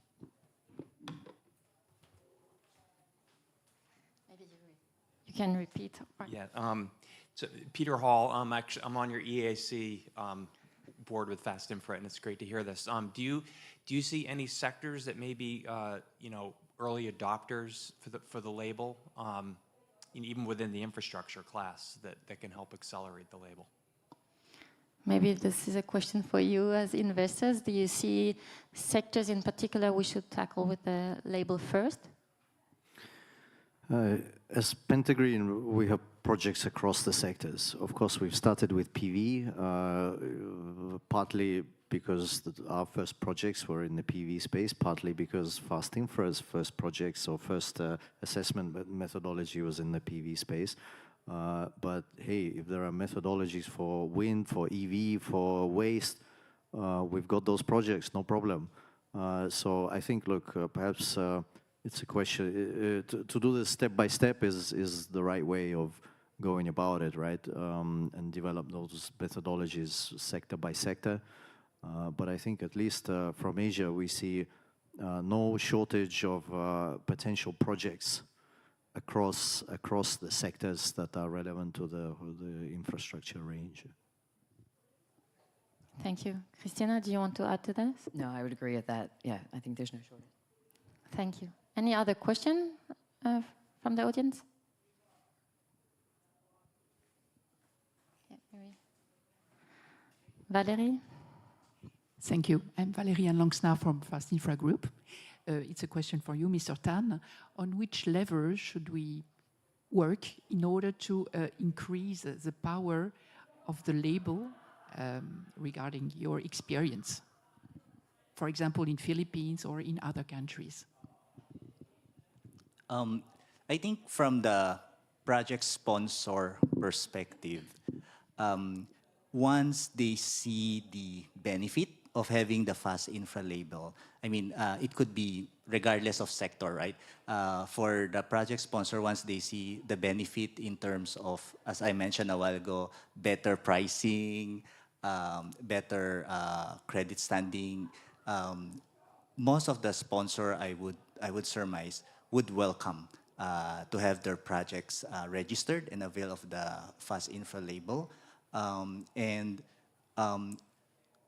based from our experience going through the process, it's really no different from the process of IFC, ADB, and also the likes of Sustainalytics. So it's really beyond compliances. It's really embedding it to your day-to-day activities, ensuring that you are really applying those best practices, and it's not merely a statement that you can enjoy the mileage or ESG statement. It's really embedding and applying it. There was another question, or? No? So thank you all. I'll wrap up then the panel now. Thank you to all the panelists here. It was great talking to you, and thank you for sharing your experience on the project on the investment side. I think it gives a good overview on what the label is, on the project experience, and on the impact it has on the financial decision making. So I'll say once again that this Fast Info tool is really to provide market confidence and to channel investment to sustainable infrastructure, especially in emerging economies. So as we speak, the label is being improved in terms of framework, in terms of indicators, and also we are working hard on this digital tool together with Bloomberg to have an intuitive and user-friendly tool in future. So this label can be supported at different stages, so at different levels. So the project can, of course, apply for the label. Investors can add that as a requirement to their funds or investments, and also public institution can add that as a requirement, for example, for tendering processes. So it's really at every stage everyone can support the uptake. Yeah, so finally, congratulations to the 6 projects that earned the Fast Info label. Very happy to have these first 6 projects that we can showcase, and I strongly encourage you to reach out to the panelists if you have any further questions, and to me if you want to have more details on the Fast Info label. Thank you very much for being there and for sharing the time with us on this project journey. Thank you.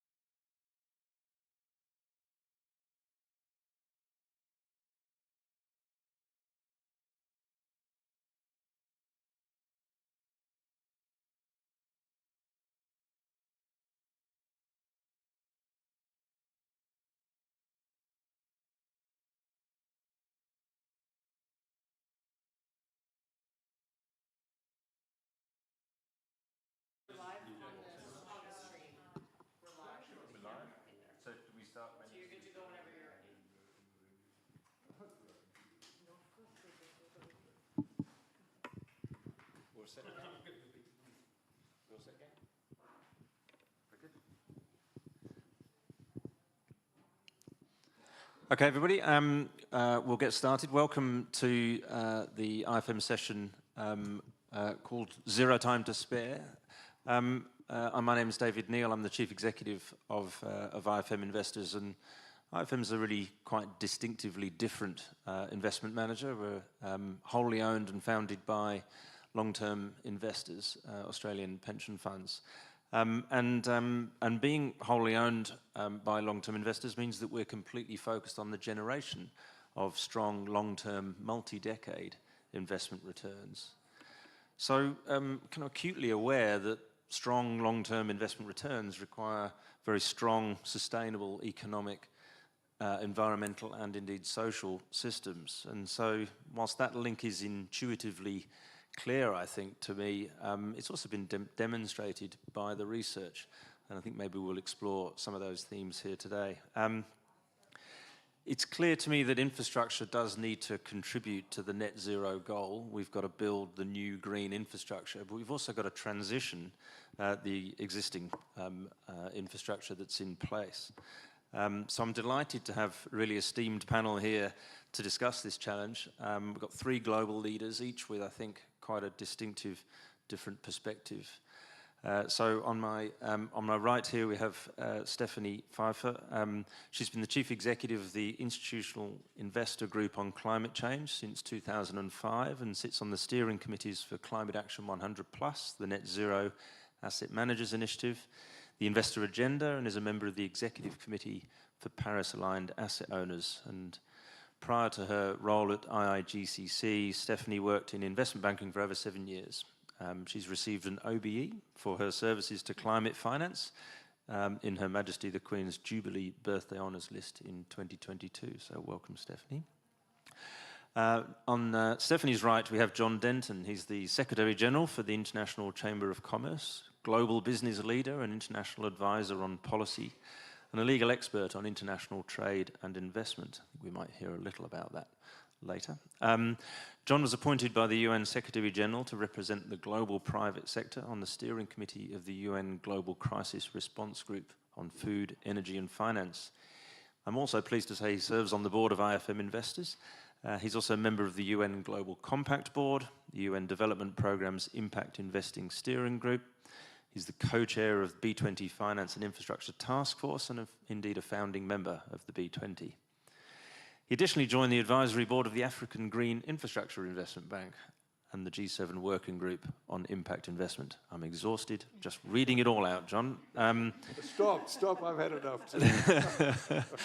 And to John's right, we have Luba Nicolina. She's IFM Investors' Chief Strategy Officer, responsible for leading the development of IFM's global strategy with a focus on private market solutions that meet the needs of global pension funds and, importantly, their members. Luba joined IFM from Willis Towers Watson, where she was Global Head of Research, advising some of the world's largest asset owners on strategy, governance and investments. Luba has over 25 years of industry experience, served on the UK government's Social Impact Investing Task Force, City of London's Socio-Economic Diversity Task Force, and co-chaired the Investment Consultants Sustainability Working Group. So now you see what I mean by the esteemed panel. So let's get into it. John, thank you so much for hosting us here in this fabulous ICC pavilion. As the host, I thought I'd start with you and give you the opportunity to perhaps just set the scene a little from your perspective. What are you, as the ICC, hoping to get out of COP? Look, thanks very much, David. It's great to be here with you, and really, it's an honour to speak on this panel. It's an incredibly important issue, by the way. But then at COP, you'll find that everything's an incredibly important issue and everything is urgent. And if it's not done today, then we've missed the opportunity of a lifetime. But COP28 is actually quite important, we think. I mean, I've been involved in the COP process for 3 COPs. It's too many in a way. But what we're finding at a global sort of business level is that we actually are quite important in this process because there is wavering at a global political level on the commitment to the outcome of Paris. Laurent Fabius, who was the chair of the Paris Agreement, is a friend of ours, a friend of mine, And he gave a speech 2 years ago at the ICC Centennial where he said, if it wasn't for the private sector, and actually I shamelessly say this, the private sector led by the ICC, they would never have got Paris up, because we provided the political capital, and frankly, we took away the excuses from a lot of leaders to engage in an outcome. And Paris is a good agreement, it's a good framework, it's just that it's too late and we're too slow. So we actually have to make up for that in terms of speed. That's why speed is often talked about. Last year at Sharm el-Sheikh, we basically got involved with the private sector as the conference started to go south. And by going south, it was moving away to the commitments to Paris. And we said that was unacceptable, and we launched a multifaceted attack on political wobblers on that issue. This year, it's a similar issue. We're very lucky that, in a way, the UAE, because of the politics of the COP, has actually opened with a big announcement, which is on loss and damage, which is pretty significant. But already, at my team, I have a fabulous team working here, and we actually have a community that operates here, so we're across every part of the negotiation. Already, the negotiations are floundering. Already, for example, this is the year of the global stocktake, which is really supposed to provide the transparency for the next big forward. Most of the discussion is still on the preambular paragraph. And I don't do that to bore you with the detail, but the posturing is there because what they're waiting for, and the negotiators have no power unless there are clear political signals, so we're putting the pressure on the political signal side. So from our perspective at the ICC, just so you get some perspective here, we're in 170 countries. We represent more than 50 million businesses now. Importantly, 70% of the ICC is in the global south. And the issue that is not talked about here, but I belled the cat yesterday with the World Bank and the IMF, etc., and a discussion on carbon, is that the erosion of trust between the advanced economies and global south is infecting and putting at risk movement in some of the key areas. So we are here to raise ambition, we're here to act, and we're here to enable alignment, because one of the big issues we've seen is as we're moving forward, there's a lot of siloed policy frameworks.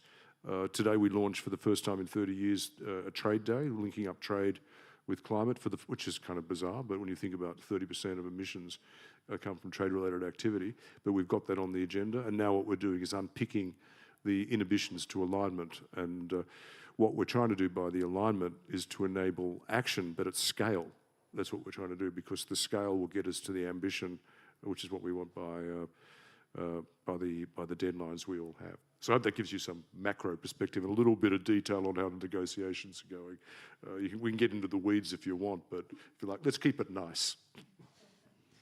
Thanks, John. I think that's a really interesting insight into how things are going. I attended a session with John Kerry earlier, and he talked about it's not just about finding the solutions, it's about the mindset. And it sounds like you're working pretty hard on trying to make sure we've got the right mindset here at COP to get what we need to get to. So let's sort of turn to the topic here around long-term investing, and maybe I'll start with a sort of a general high-level question. Why is long-term capital important in this task? Stephanie, can I start with you? Yeah, happy to start, and thank you for the invitation. Really nice to be on this panel. So IGCC is a membership organization for investors. We've got over 400 in 28 countries, and they represent around $65 trillion in assets or so. About half of them are pension funds, so they bring that very long-term perspective. And they're obviously interested in managing the risks and opportunities from climate change, as with any other financial risk, but they also are universal investors, universal owners. So they have that long-term perspective, they need to guard against that. So we work with them to help them set commitments, help them set their ambitions. We set up some of the net zero alliances, so we've got over 300 investors now and Paris-aligned asset owners and net zero asset managers. And they've made that commitment to that global goal of net zero emissions and the Paris Agreement that we're all talking about here at COP. And we're helping them implement those commitments. And that is really looking at how do you invest in the solutions of the future, but also how do you decarbonize the global economy at the moment. And importantly as well, and that maybe John, you haven't mentioned that yet, but it's also about adaptation and resilience. We also need to invest in adaptation. There's a huge gap, especially when you look at developing countries. I think UNEP-FI says it's something like $300 billion. If you look at climate solutions and investing in the energy transition, the IEA talks about getting up to 4 trillion per year by 2030. So a huge investment opportunity, but we also have to build that resilience into those longer term investments as well. So when you're coming at it with that long-term perspective, I think that's really critical to the energy transition. And we've got a lot of members here this week, and that's sort of what we're focused on. How do we help also with the mindset here to get policymakers to be more ambitious in what they do? Because at the end of the day, that's what's going to help investment returns, and it's going to help our members pay out the pensions lots of 20-year-olds now starting to pay into their pensions. They'll be around when they're 60, and that's a long way away. We need to get those long-term policies in place. Yeah, couldn't agree more. Loba, do you have a perspective? Why is long-term capital so important here? Sure, thank you, David. So the perspective that I bring to this panel is that of IFM investors, and we were created by Australian pension funds because they were looking for the ways how to lengthen their investment time horizon, how to invest in infrastructure in the model which is open-ended, where they can hold these assets for the very long term.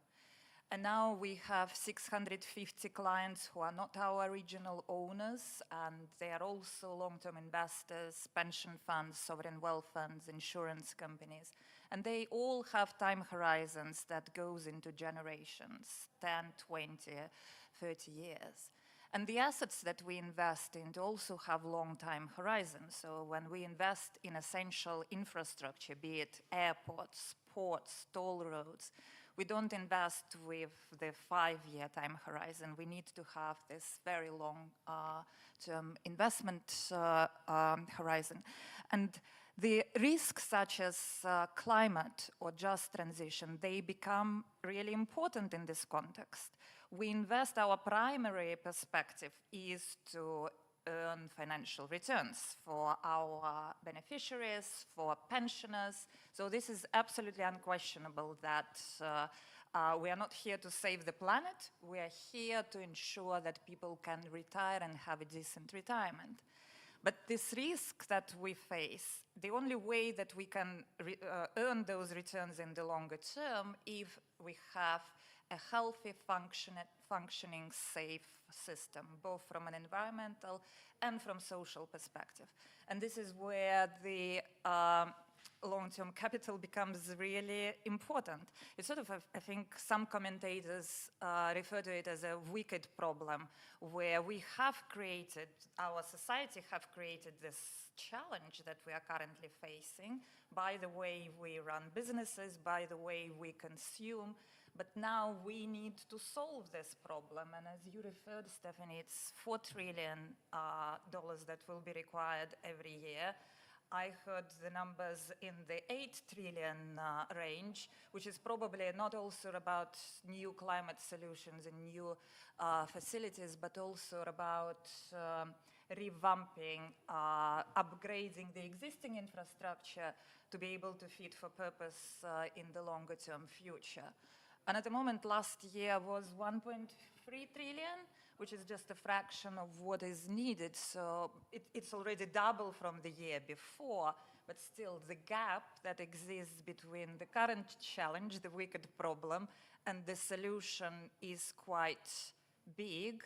And as John said, it just feels like it is a little bit too late and too slow. So we really need to raise our ambition to be able to save this planet and to be able to earn returns. Can I ask you to just sort of keep going on that theme there, Luba? So why does that gap exist? and what do you think we should be doing to try and close that gap?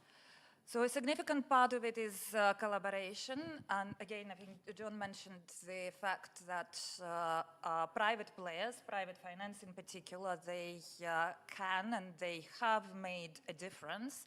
But the challenge is that private finance cannot just solve it on our own. We really need partnership from the whole value chain that includes underlying businesses, communities, but most importantly, governments need to step in. And we have some great examples of collaboration between private sector and public sector. Like one of them is relatively recent. We just released the energy transition blueprint in Australia, where our team worked very closely with the Australian government. And of course, if you think about the Australian economy, it's very highly carbon intensive, and the country does need to invest to be able to decarbonize, but the private sector cannot do it on its own. So the government needs to step in. But then at the same time, there is just so many demands on the government that it's only in collaboration that, or rather alignment, I think it's a wonderful word, John, that you used, that you need to align those priorities, and private sector can help the government in this instance. There was also a recent example of the Memorandum of Understanding that we have with the government in the UK. Similar type of arrangement where we own some critical infrastructure in the UK, and we would like to invest more, and we would like to invest in a socially and environmentally responsible way, but we will not be able to do it alone. We will need others to align with the priorities there. John, can I bring you in there? Your perspective on why there just seems to be this huge gap between the long-term capital needs and the ability to find an avenue for it to help solve this problem? Well, maybe I'll look at it through the lens of the Global South, which actually does make up a lot of the numbers here. But interestingly, the total debt of the Global South is not enough to be considered to be systemically a risk to the global financial architecture, which means it's dealt with in a pretty weird way. I just throw that out there because one of the issues you identified from the UNEP numbers, you've identified in the gap, a lot of that gap needs to be filled in the developing world, in LDCs and already debt-stressed economies. And what's interesting for us, because it's part of my constituency, if I can put it that way, is the lack of honest discussion about this. We need to have a proper discussion about the issue of sovereign debt. 50 countries have actually had sovereign debt downgrades. These are LDCs and emerging economies. And the consequences of that are quite dramatic. And then you look at that, and one of the issues that you see is a lack of alignment as well, going back to that word, between macroprudential regulatory frameworks and the Paris Agreement. I met with, spending time with Mia Mottley, who's the Prime Minister of Barbados, and some of you would know she runs a reform program called the Bridgetown Process, which I'm involved with, though not on a daily basis, but I'm involved in trying to help get concrete deliverables from it, but also with the Prime Minister of the Bahamas. I mean, they're suffering sovereign debt downgrades in a way through no fault of their own because of the impact of climate. And of course, one of the challenges you see with the macroprudential regulation is that there's actually unintended consequences. So what happens when a country is downgraded, that no company that functions in that jurisdiction can have a credit rating higher than that which is accorded to the country, which made a lot of sense in 2008, 2009. But as I said, is anyone looking at that in the context of where we are now? Also, if you want to align outcomes with Paris Agreement, you actually have to look at that framework because it's inhibiting the ability of businesses to function. During the course of this week, after I was able to participate in an IFM board meeting, I met with the head of the Hong Kong Monetary Authority. I did that because he's also chair of the Regional Financial Stability Board. And these are the sorts of places where if you want to get attention to this, you have to actually bring it to their attention because, as I said, systemically, the downgrading of these countries doesn't actually rock global financial architecture, But the impact of that is quite intense. And you see this, then it goes to this issue of erosion of trust, because it's all being fixed by little band-aids, but not on the broader macroprudential. And also, if you look at macroprudential, why isn't there some upside available for environmentally sound activities to support the transition? So this issue of alignment is real, and it's one that we're very focused on. And I think it's actually a critical element if you think then about the investment landscape. Because unless you solve this issue of sovereign debt, etc., then the ability to actually invest. I sit on the advisory board of the African Green Infrastructure Investment Bank. Yeah, there's not a bad amount of capital available in Africa itself, but I think anyone who looks at this would see that there's a lessening of foreign direct investment into developing and emerging economies. I'm sorry to be so frank, but I mean, that's what's actually happening there compared to what we'd like to be saying is happening. And if you think about it, one thing I'm involved with is, well, how do you rethink the way in which the whole debt process, sovereign debt process, is reconsidered to bring it into alignment with the 2023? The Paris Club of Debtors was formed in 1956. Guess what? The largest creditor at the moment, China, was not involved and is not involved in the Paris Club. And also you look at the various forms of private sector holding of as creditors as debt. There's a range all the way through to vulture funds now. Getting all that in alignment is actually quite complex, and even getting China into alignment, because it's not run as a monolithic process debt there. There's a lot of individuality in the way in which the banks have operated. So and you saw how difficult that's been with Sri Lanka. So we're involved through the UN Global Crisis Group in trying to rethink different approaches to sovereign debt, to bring it into alignment again, and then help bring macroprudential into alignment again. So that's part of the challenge we see to enable the framework for, also, making certain that there's principles there about good governance, et cetera, that actually help you manage the risk for investment in these economies as well. So they're the inhibitors, but there are solutions, and we're working on some of them. And I don't know, there's a lot of smart people at this panel. We welcome new ideas because, frankly, it's private sector thinking and not necessarily be government thinking on its own that will come up with the creative solutions to creating an investable opportunity for infrastructure and other funds. Well, I think you've just taken Luba's wicked problem and turned it into wicked squared. I think there's no problem to the layers of complexity in this challenge to get everybody aligned and focused and moving in the right direction together are significant, aren't they? Stephanie, do you have a perspective on this? Yeah, I'd love to speak to that, because obviously the biggest barrier that our members always talk about is an enabling policy environment. And that includes many different layers, including sort of the reform of the global financial architecture that you've just spoken about. But I actually co-moderated a really interesting roundtable last night, and it was between climate finance negotiators here at COP and many of our members, so the investors. And there were some really interesting themes that came up, and it was all about how do you really scale up investment in climate solutions, both in the developed world and in the developing world. And so they were all talking about we're seeing the results of the global stock take. What we need is countries to go back and come back with much more ambitious targets for 2030. But that then needs to be underpinned by sort of detailed transition plans by country, and what are the sectoral policies that you're going to put in place, and have you talked to the private sector about those to make sure that they actually work? And what are then the sort of pricing signals that you send to the investors? What about carbon pricing? And Article 6 came up a lot. But what about other types of incentives, fiscal incentives? There was a lot of talk about the IRA in the US and how that's attracting a huge amount of capital. So what are other regions in the world doing about that? But we also talked about, the biggest need is in the emerging markets and developing countries, and there's not going to be any transition without bringing those countries along as well. So what are the barriers there, in addition to the ones we're already well aware of in the developed world? And so there we talked about things like currency risk and small sizes of projects that are too small, particularly in the very small countries. Even the island nations, one of the negotiators from one of the very small islands. We say, I'm not getting anything. So what can we do about that? That is a problem for large institutional investors to invest there.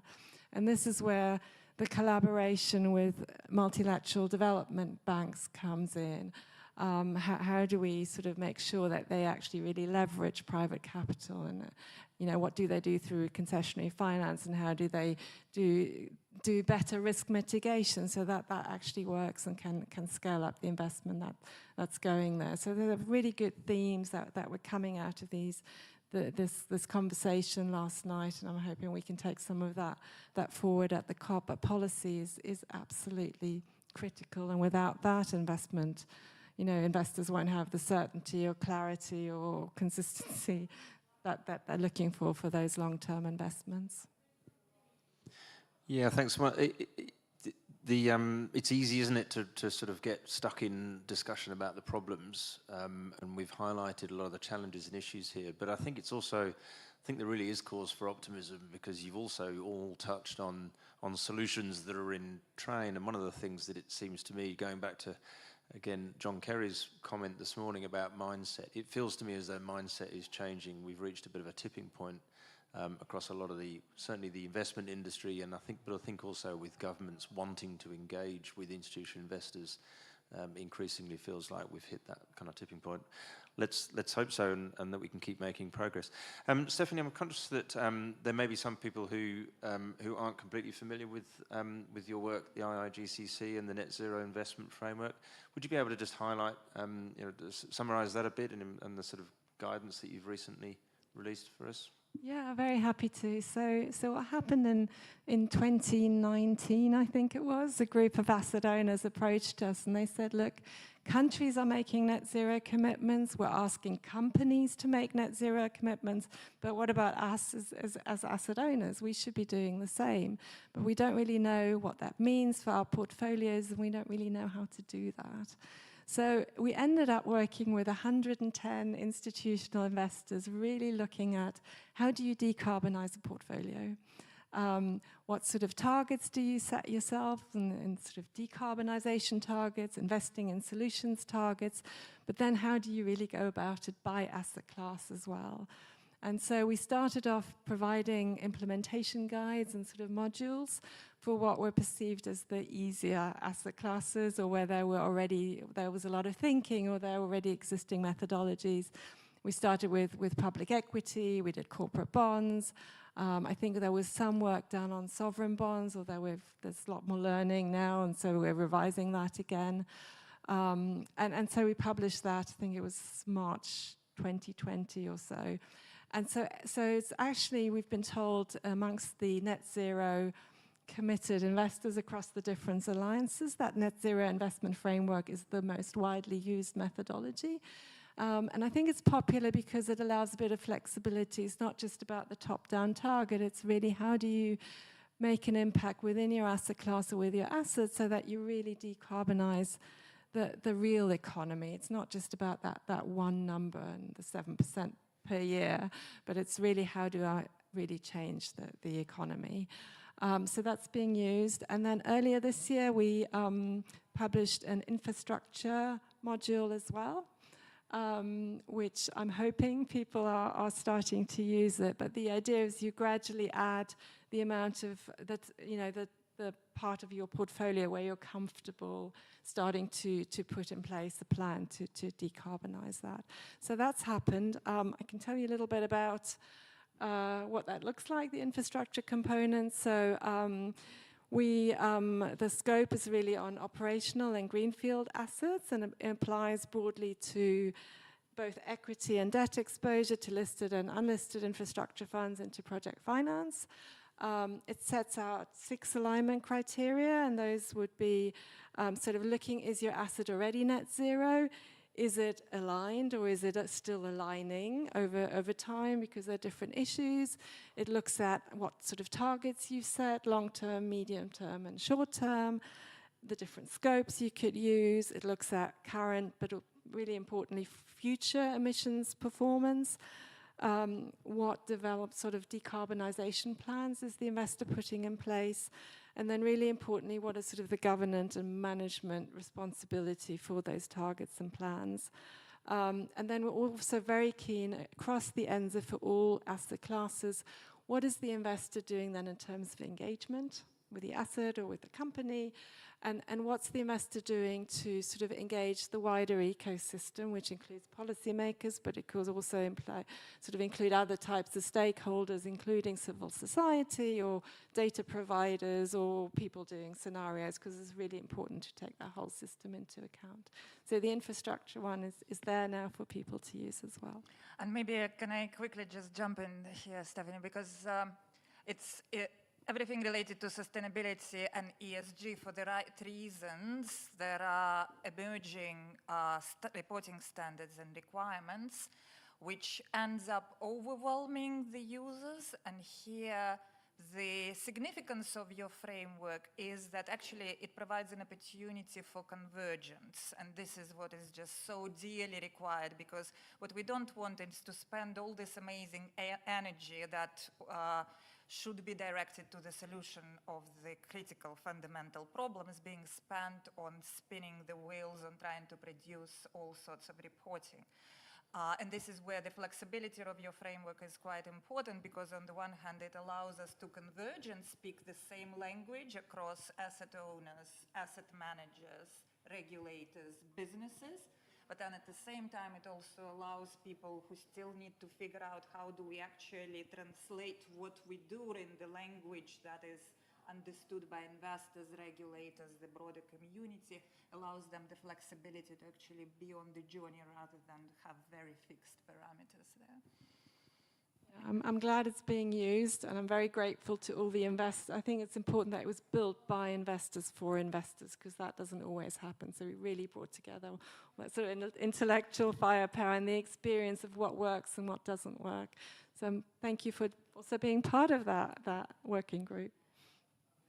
Yeah, I think it's a great example of collaboration.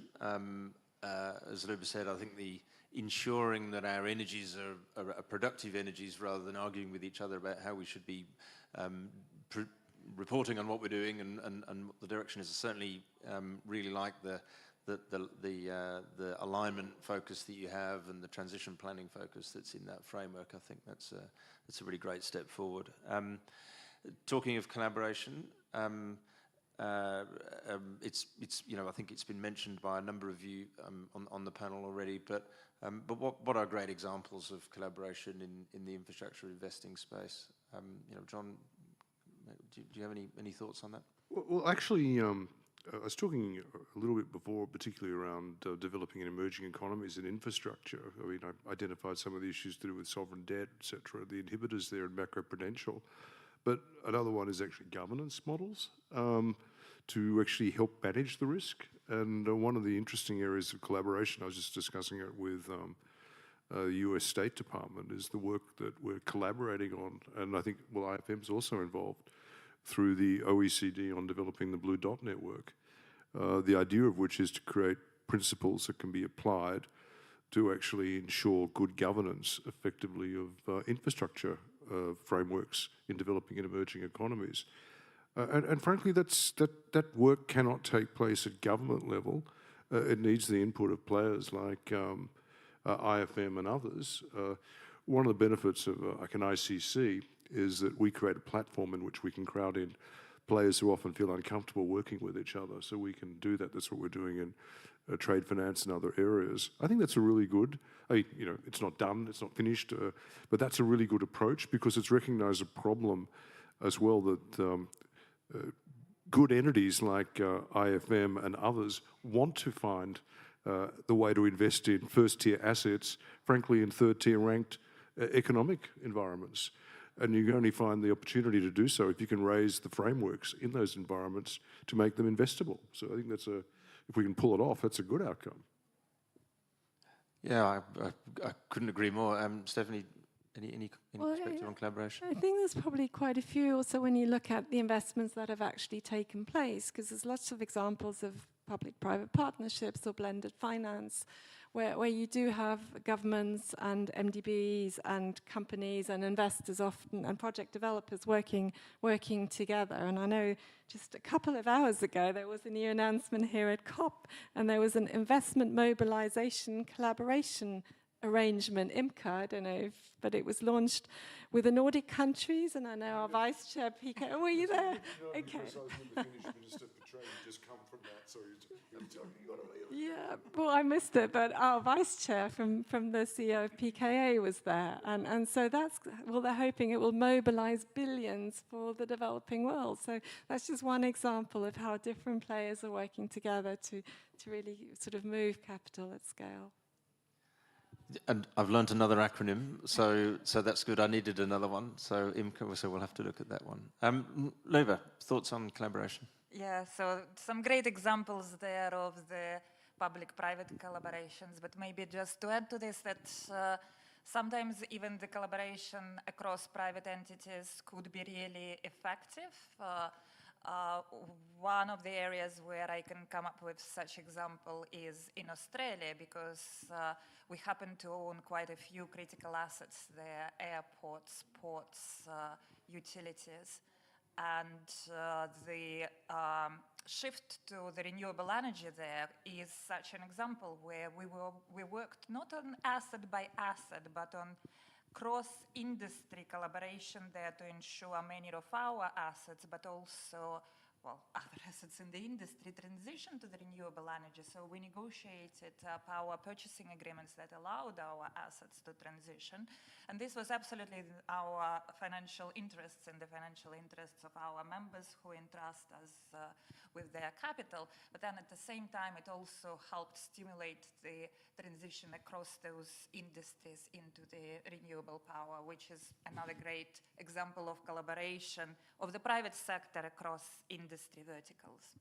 Actually, I might just add in something. One of the observations we made, which was an inhibitor to greater private-private collaboration, was the chilling effect of the way antitrust regulation was operating on a global basis. We've actually done a lot of work on that, and we've actually been engaging now with the key antitrust regulators to help them understand that that's actually inhibiting the capacity for alignment with the Paris outcomes. And we're actually getting movement on it. And I know there's litigation running around in the US, but it's actually quite interesting. They hadn't realized, again, and it's an inhibitor to private-private partnership collaboration. Yeah, and can I just say thank you for that, John, because when we talk about systemic risks, that's exactly, well, I did read that, and this is such an important piece of work, because we in the past, the risks were not as systemic as they are right now, and we need to collaborate, and we can compete and collaborate. Yeah. It's perfectly possible. Yeah, it's certainly a huge inhibitor, isn't it, when you feel constrained by the liability risk to stop you doing something that is clearly in your interests and in society's interests. So great work, thanks, John.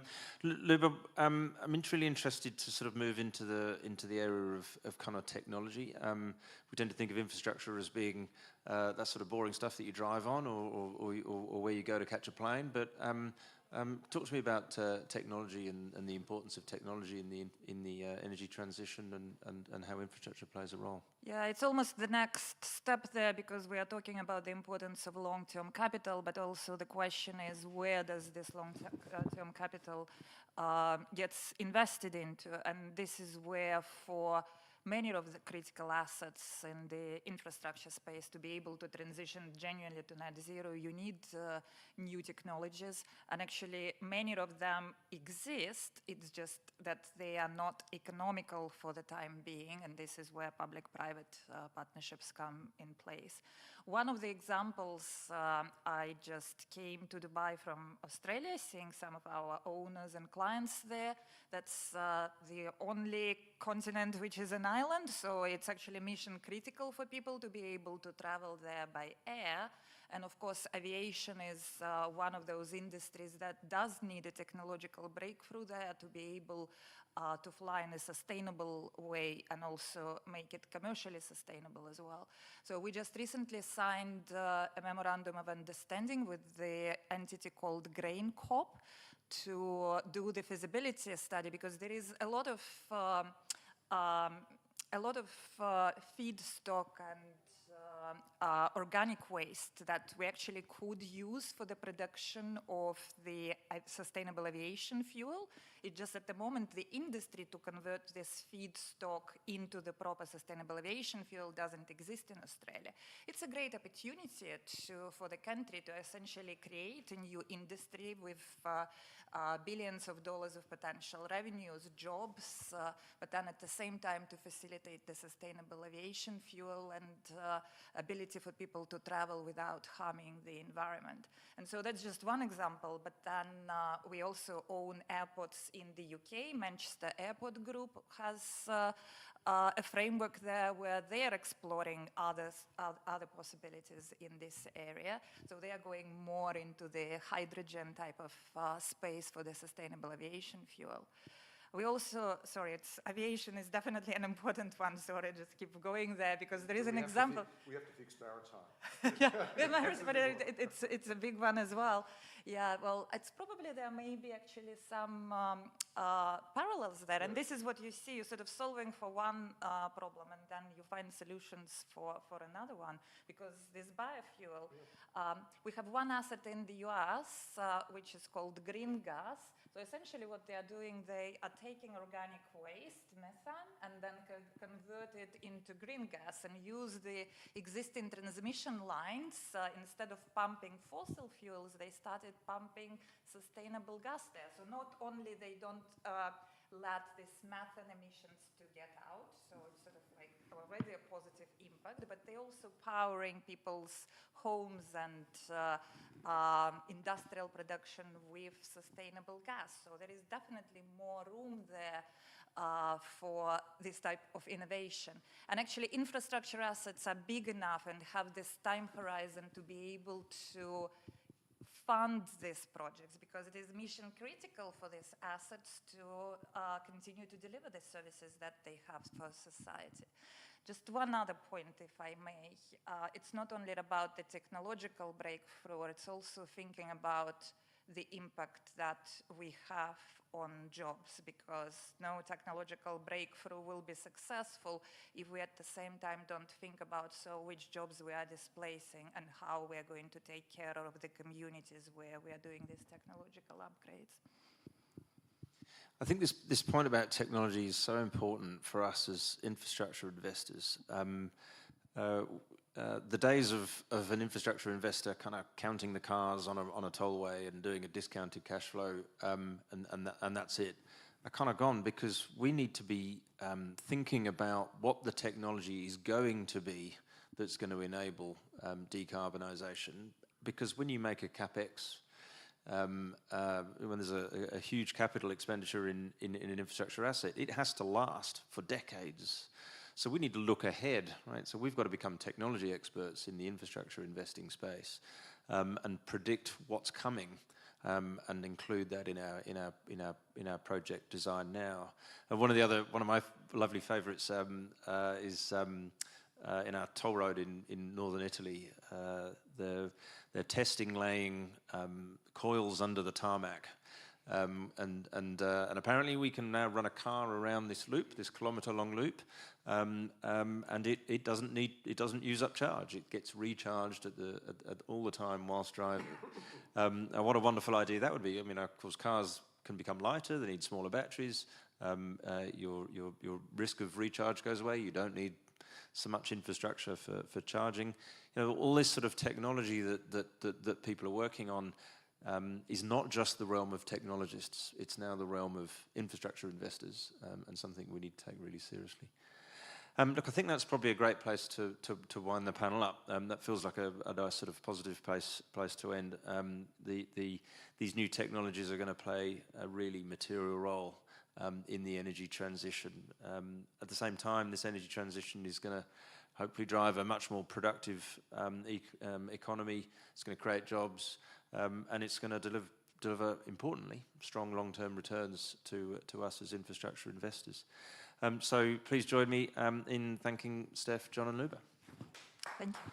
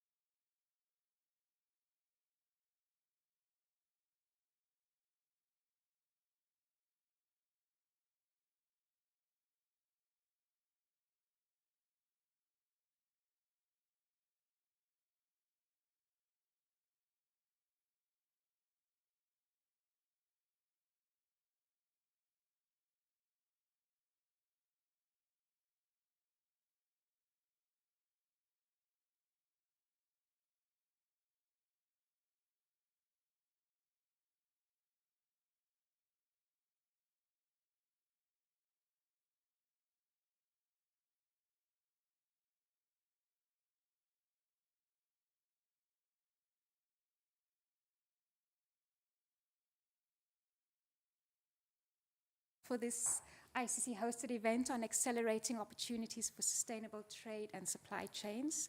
Some of you may have noticed that I don't quite resemble Andrew Wilson, who is, who is on your screen. Unfortunately, he's delayed in a trade ministers meeting at the moment, and he was supposed to moderate the session, but I'm stepping in for him until he arrives. So I hope that you can be accommodating to allow me to do so. But very pleased to have you all join us, and we have a very distinguished list of panelists with us today for our discussion. And just before we begin and before I introduce our speakers, I just wanted to mention that it is a special day for us today for a number of reasons. I think for the first time at COP, we have a trade day that is dedicated to linking trade and climate. And just this morning, we were able to open Trade Day in the context of the UAE Trade Day programming and had a wonderful session there this morning. And earlier this afternoon, we had the pleasure of having some great panelists in a high-level discussion announcing the launch of our sustainable trade finance principles that ICC is launching specifically today on Wave 2.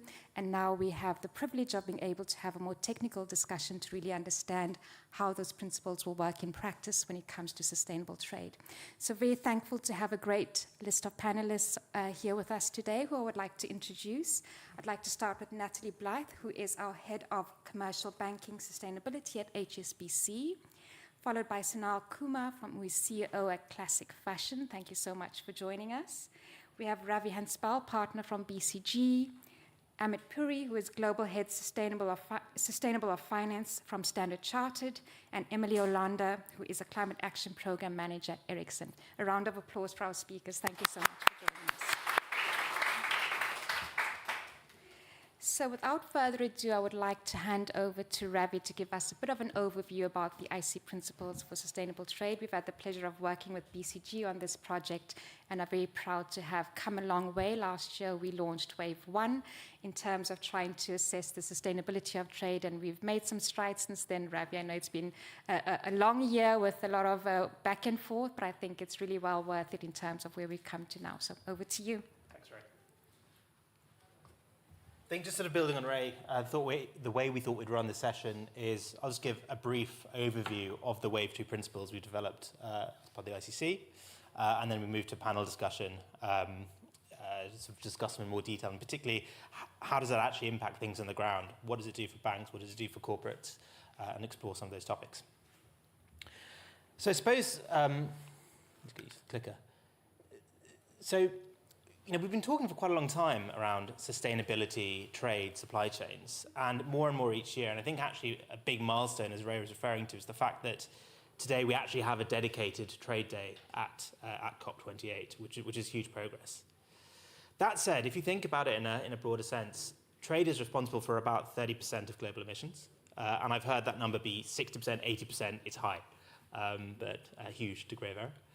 And the problem is that if you actually look at trade, unlike some commercial constructs or financial products, there is no single definition of what is sustainable trade. And that isn't just a problem for banks, it's also a problem for corporates, SMEs. We don't know what sustainable trade finance is, we don't know what sustainable trade looks like from what good looks like. And that actually causes a bit of friction and prevents us making the most out of sustainable trade and supply chains. So 2 years ago, ICC set up a program which we've really enjoyed being part of to actually set the standards for sustainable trade. And there are really 4 objectives. So number 1, can we reach a definition, a single definition? Can we set the standards? Can we have a way of actually assessing transactions to determine whether they're sustainable and why? And then finally, and this is actually the most important, can we actually get it used by banks and corporates in their supply chains? And that's the big unlock I think we need to go to going forward. It's been a long journey. I'm just keen to bring you sort of quickly along that journey. So actually this program started at COP26 in Glasgow, which feels a very, very long time ago. And we put out a positioning paper setting out the ambition to achieve this, but not really figuring out how we're going to do it. Then last year at COP27, we launched Wave 1. And this was a big milestone for us, not because of Wave 1, but because we actually brought across about 30 banks to work with us to pilot what we called an MVP of the framework or principles. It was very small at the time in terms of scope, but it let us really test and learn and probably put the most work into it this year, where we're launching what we're calling Wave 2 of the principles. which I'll go through in a second. So in terms of where we are, I think we're in a place where there's something quite actionable. But the real work begins now. And again, really want to step into this because we need to not just broaden the principles, etc., but we really need to reach a consensus view with corporates, with banks all signed up as to what is sustainable trade and how do we go forward from here. For those of you less familiar, where we reached last year with Wave 1 was effectively a tick box framework as to is a trade transaction sustainable and where in that transaction is it sustainable. But it didn't go into anything around how sustainable it is. It's quite limited.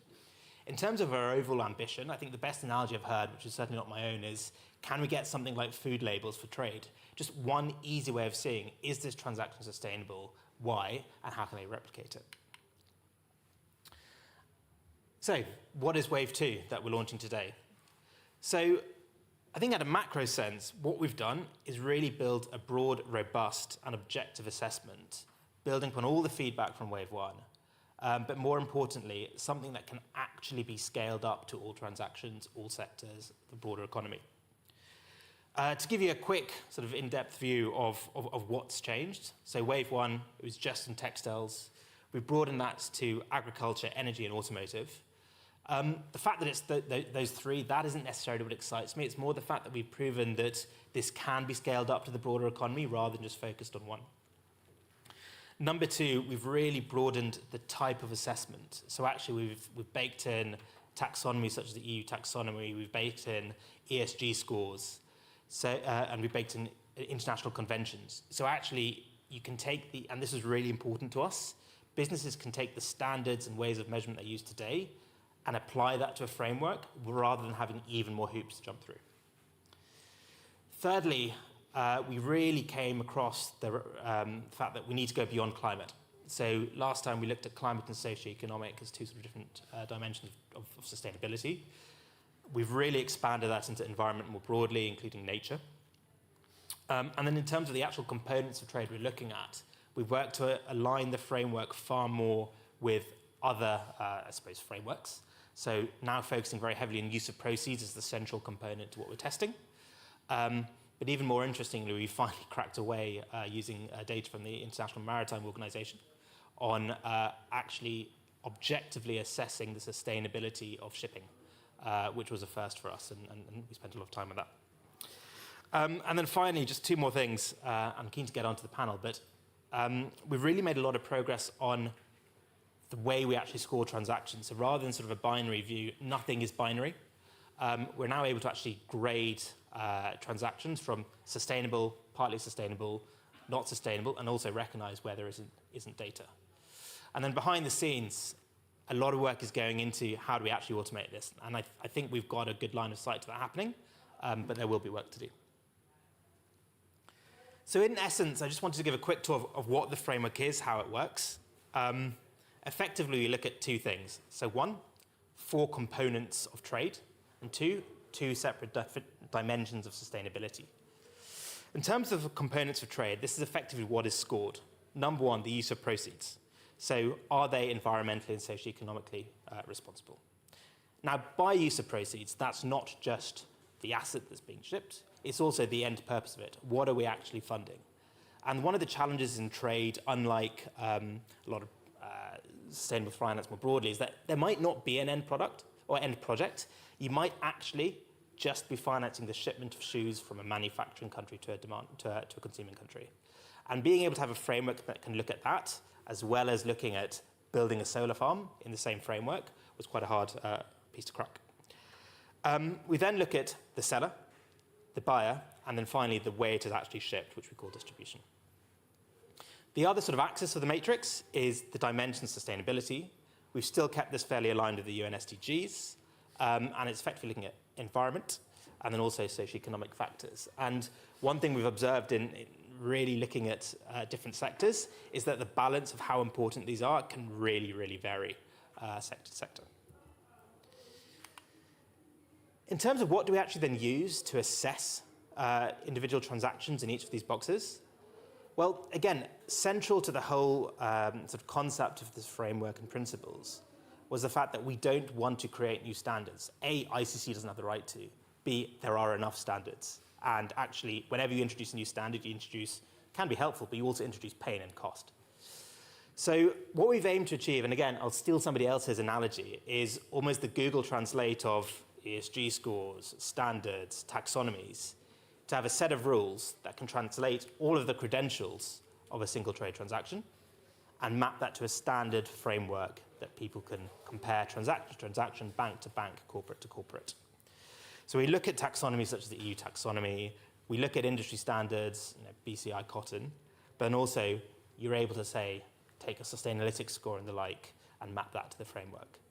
And what that means is that businesses can use the data they've got, banks can use the data they've got, and make a best efforts basis to probably fill out the majority of the framework. So what does the end product look like? Effectively, it is a matrix. Rates the different parts of a transaction from sustainable in part to not sustainable. And it really is a simple block diagram or matrix to summarize thousands of data points into something which you really can compare transaction to transaction. And keen to sort of a discussion in the panel whether they feel that suffices. So in terms of what's next, to be honest, three things. So number one, we do need to go further. There are more sectors. There are more complexities. Number two, it's really about reaching that consensus view.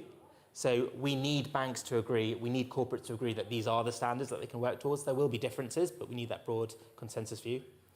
And then number three is taking those two together to really increase adoption and get adoption across the supply chain. So thank you, and very keen to now move to the panel discussion where we can really battle test some of this and go through some of the challenges. Thanks, Ray.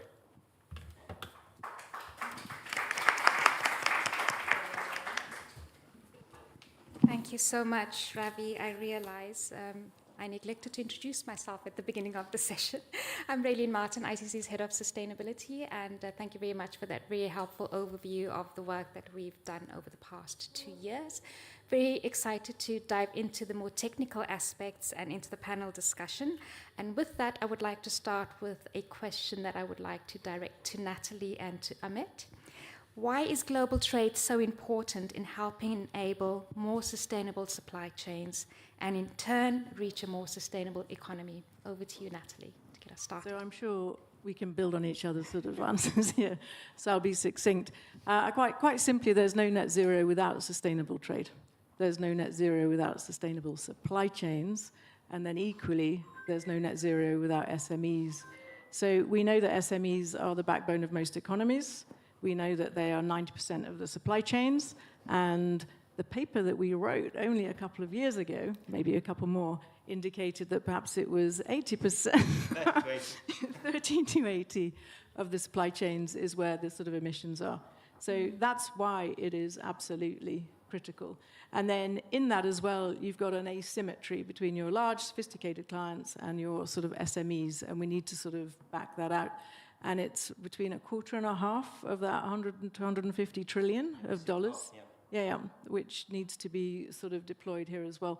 That is why it's really critical. And then if you think of the policy shocks and the supply chain shocks that you've probably sort of experienced as well, where if your buyer is requesting you to sort of have sustainable trade and be able to demonstrate that you've got your ESG scoring and your carbon footprint mapped, otherwise you'll get booted out. So supply chain shocks, policy shocks, it's really critical for us to drive sustainable trade.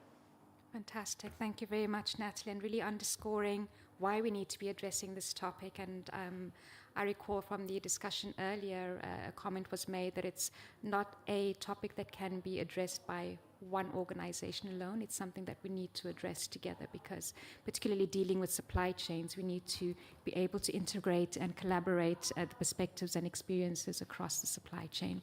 So over to you, Amit, if you would like to give us some of your thoughts on that question. Yeah, just a slight... Is that on?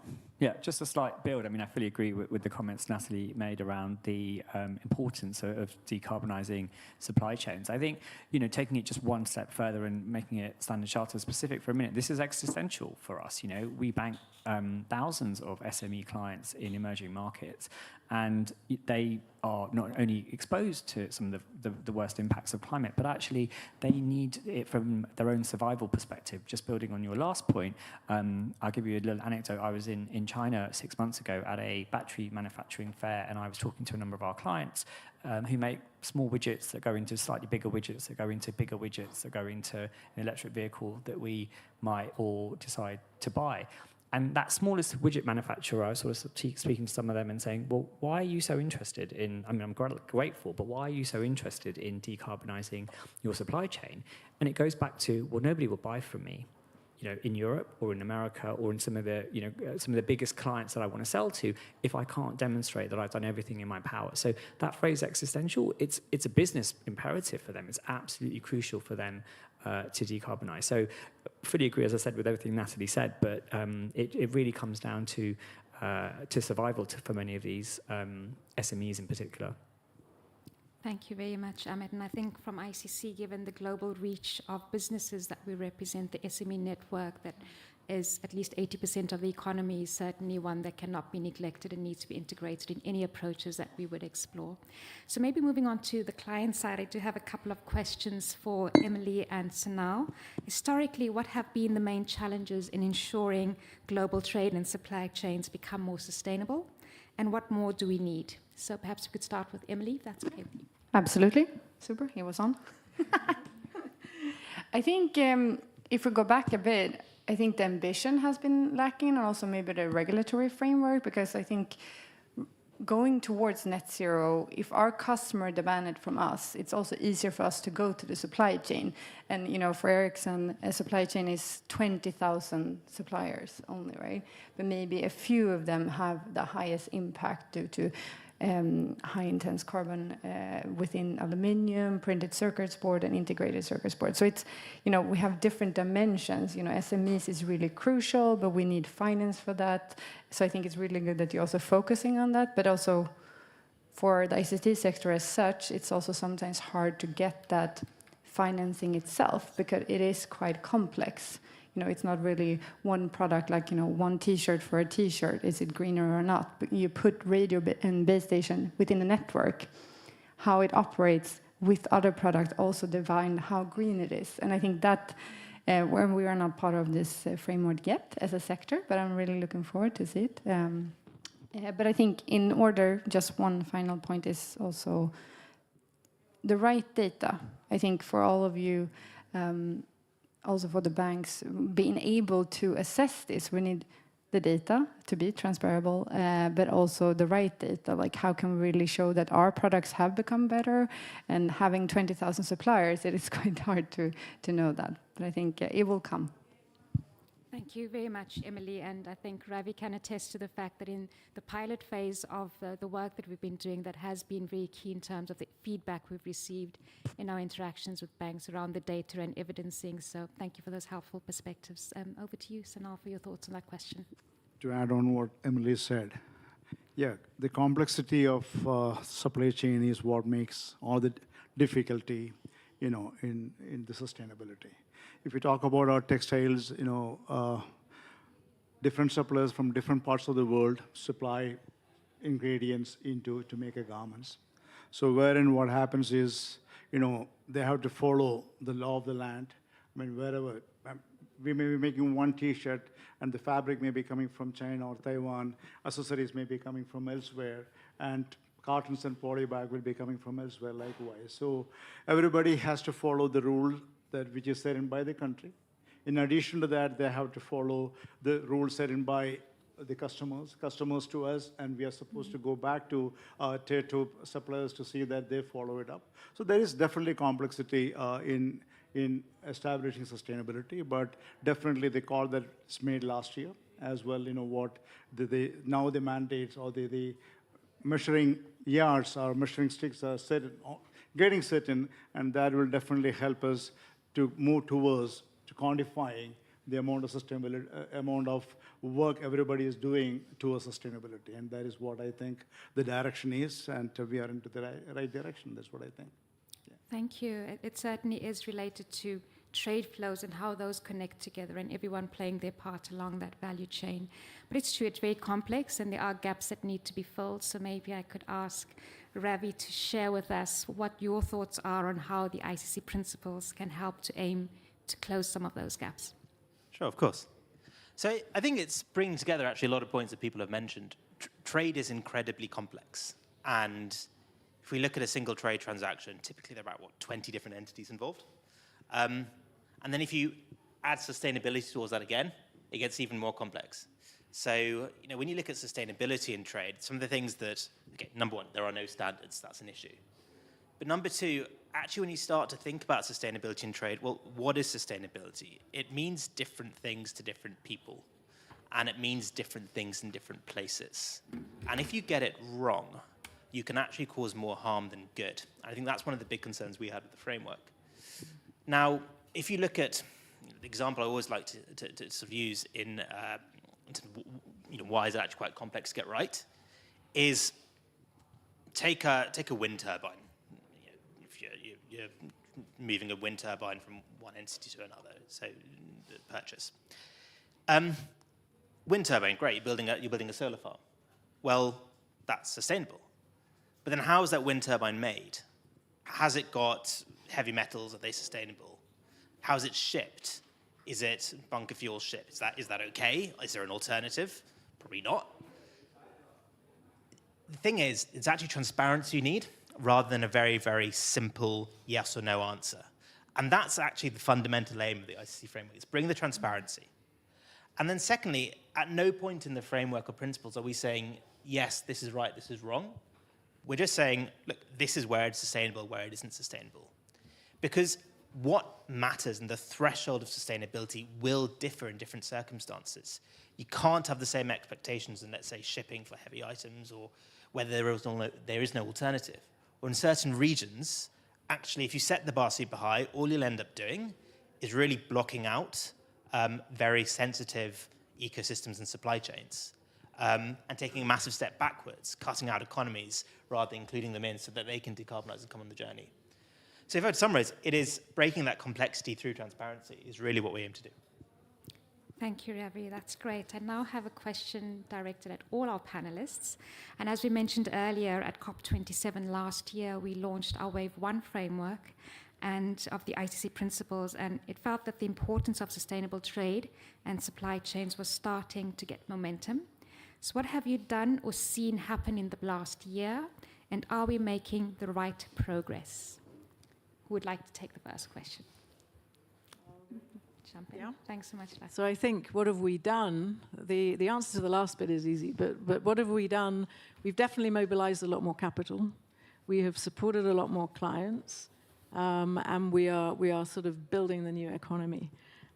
So actually, we've also done a survey across supply chains. It's the third one across 14 countries, and we know that sustainable investment, in particular in supply chains, 41% of that cohort of clients have said that that's what they intend to be doing. And their top sort of concern is regulation. And again, it's in the supply chain. So the example used is the German Supply Chain Due Diligence Act, which puts a huge burden on the sort of the clients. So we have also sort of educated all of our workforce, huge education, both sort of carpet bombing and then quite bespoke and specific around sustainable supply chains. And then to your question, is it enough? Then the answer is absolutely no. But to take from John Denton's earlier panel, which Barry, you were on earlier, I mean, we do have the ambition, and we've stated that ambition. There's a lot more action taking place, so it's not just sort of statements, pledges. There's a lot more real-world action taking place as well.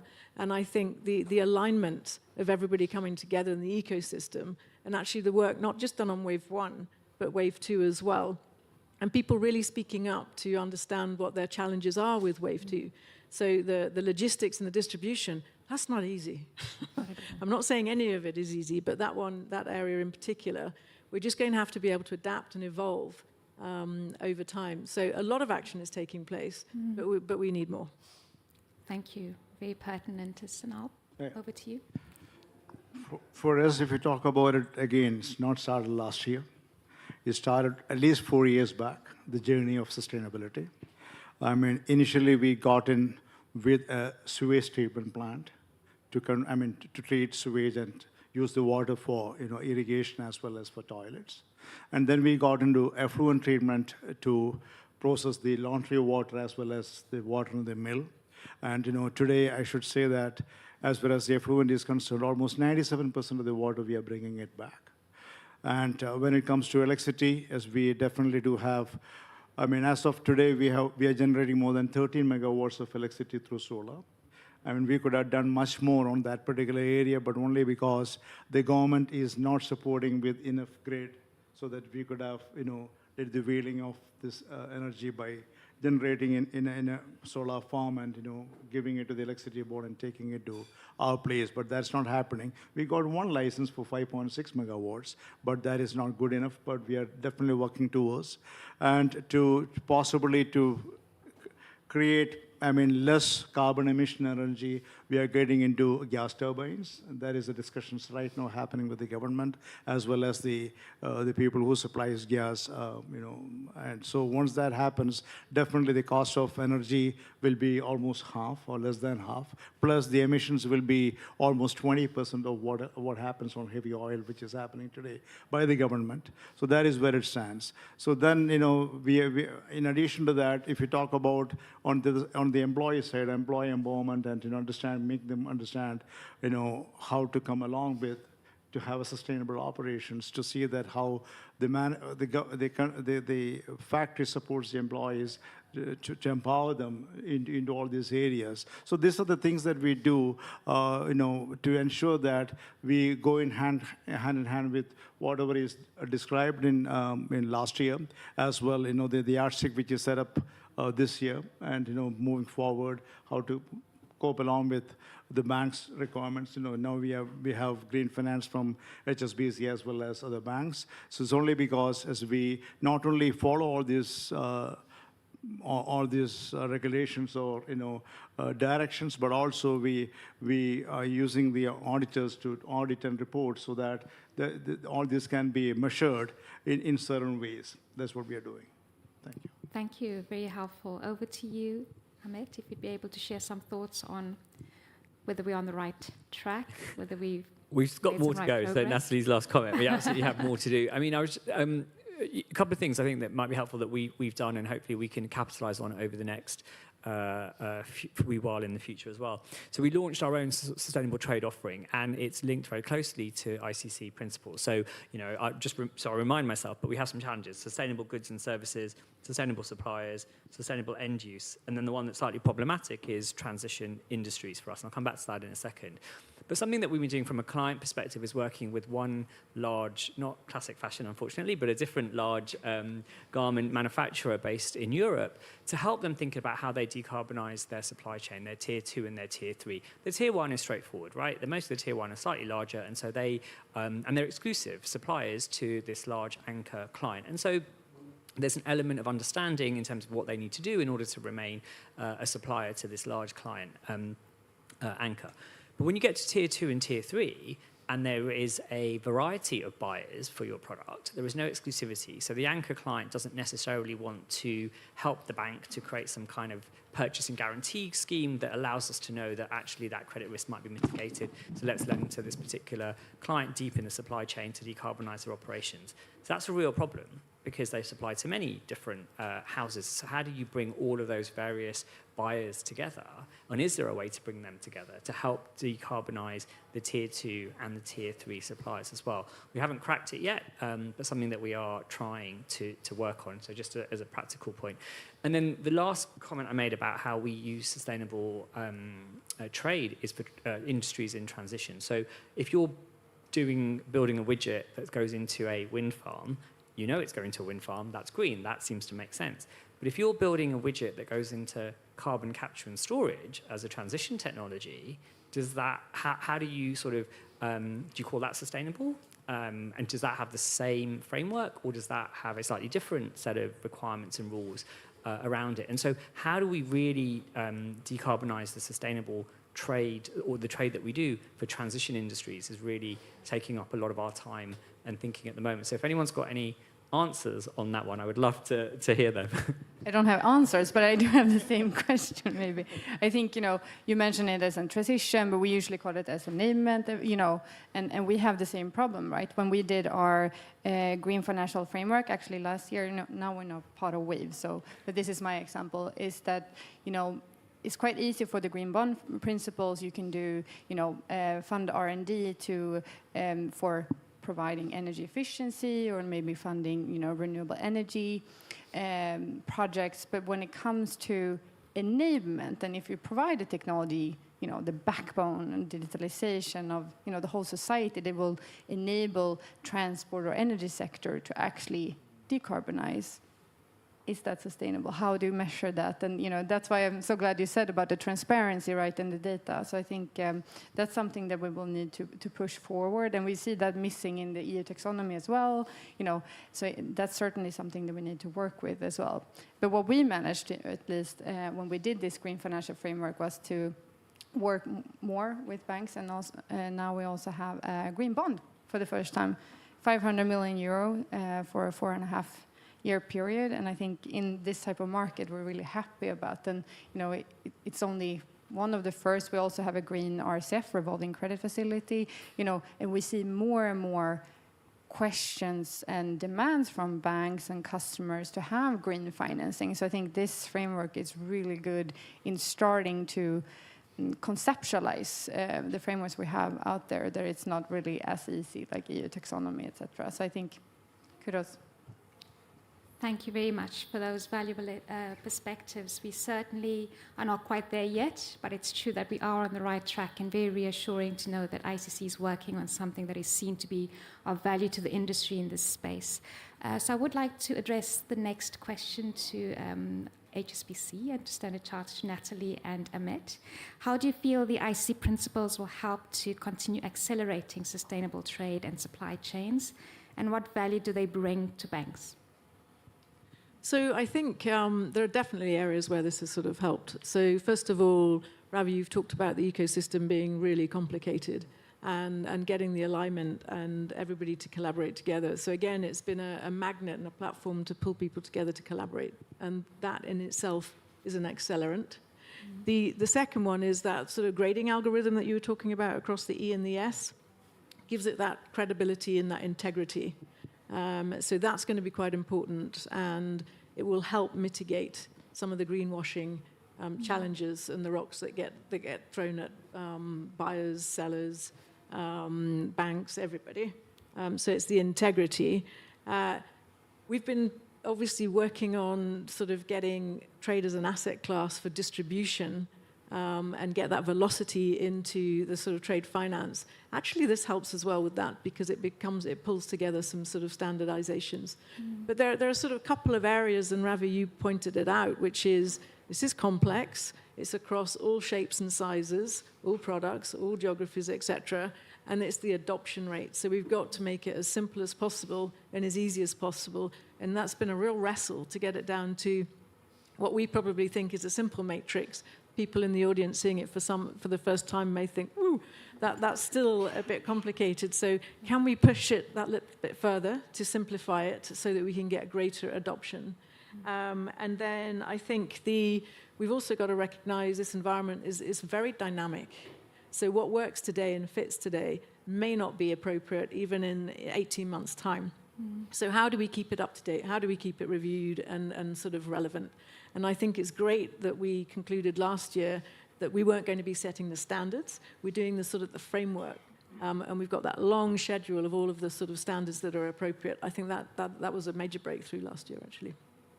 Fantastic. Thank you, Natalie. Over to you, Amit. Not much to add. I fully agree with everything Natalie said. I think a couple of things to pick up on that I was thinking were probably crucial is adoptability. So making sure, supply chains, as we've said it so many times, you all know, are so dispersed. How do we really ensure that this framework is widely adopted? And you've got 2 banks here, a few other banks were also involved in the formulation of the principles and giving some input.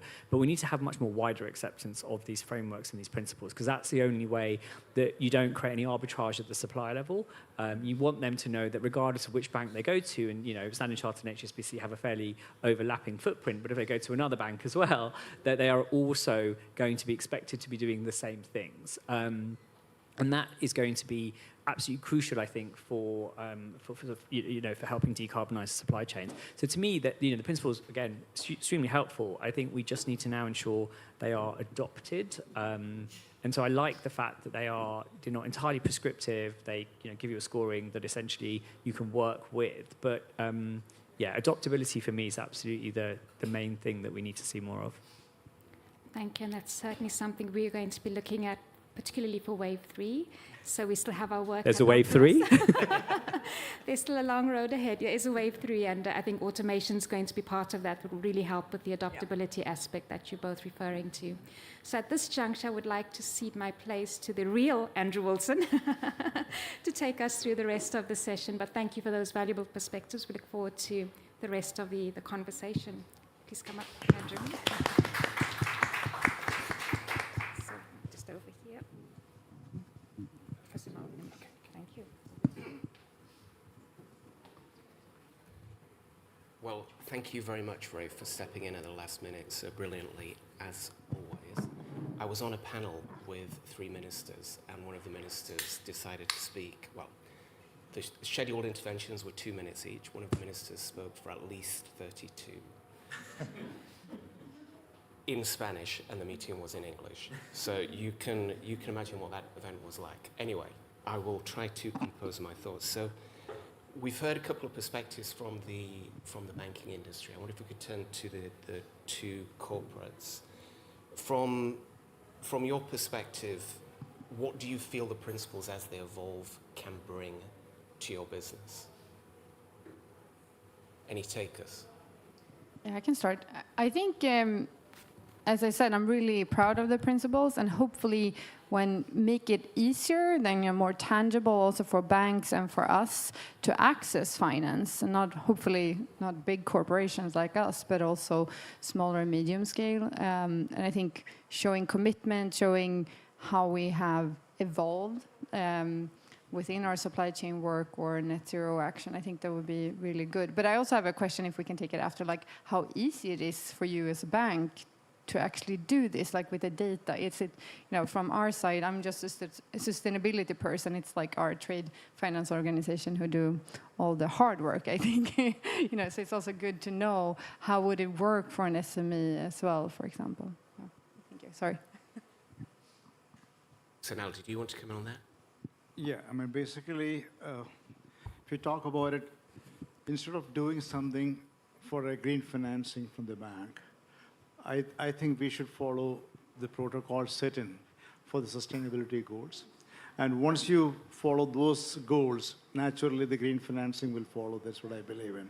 Because most of the initiatives Classic Fashion has taken, not looking at we are going to get green finance, so we were not aware that that is coming through. Because as I said, we started almost 4 years back, whereas the green finance started coming in last year. So we did because we thought that is the right way to do. And so, for example, now initially this fabric waste was one of the major wastage that we produce over there. Almost 10 to 12% of the garments that we make go as wastage. I'm talking about the wastage which comes on while layering and cutting the fabric. The maximum efficiency that you can bring in is anything between 86 to 90%. So definitely you should have 10 to 14% wastages. And if I talk about Classic Fashions, we cut almost 120 tons of fabric a day. So you're talking about 12 to 14 tons of fabric is what the waste comes from. So initially we were, crushing it and giving it to the furniture industry. I mean, making the fluffs out of it and giving it to the furniture industry for that. We thought that is not the right way to go with it. So right now we are already we engaged ourselves in discussions with converting this fabric waste into fibers and yarn, and bring it back into fabric form to use it. So there are a couple of ways of doing it. If it is 100% poly or up to 95% poly, you can have a mechanical recycling. And if it is beyond 95% poly, then you need to go for chemical. That is a more cumbersome process if you talk about it. But mechanically is definitely we should be getting in less than 12 months, so that we will definitely bring into at least 60 to 70% of the fabric that we are consuming today, we should be bringing it back into fibers, yarns, and back into fabric. So this, again, the initiative we have taken, not by looking at possibly we'll be getting a green finance, but it's a great deal. So instead of complying something to get a green finance, I think we should go ahead and do it, and automatically the bank, the green finance, and all those things will follow. That's what I believe. Thank you. It's a great ethos. I'm going to come back to Emily's question, but I'm going to put it first to Ravi, because Ravi has been very, very deeply involved in all of the pilots that we've run through Wave 1 and through now Wave 2. Thank you, Ravi. What are the sorts of themes you're picking up on, or what are the sorts of challenges you're hearing from banks, but also from corporates? So, yeah, and I was quite keen to talk about the real challenges, because everyone's been so positive and optimistic. You know, there are things that need a lot of work. I think the main challenges we're hearing is from banks and corporates. We have both in the pilot. There are really three themes. So, number one is I'll keep it at three. There's more I can get to. So number one is clearly what you expect, data and automation. So a lot of banks and corporates are fairly direct. If we can't get this automated, it's not going to fly.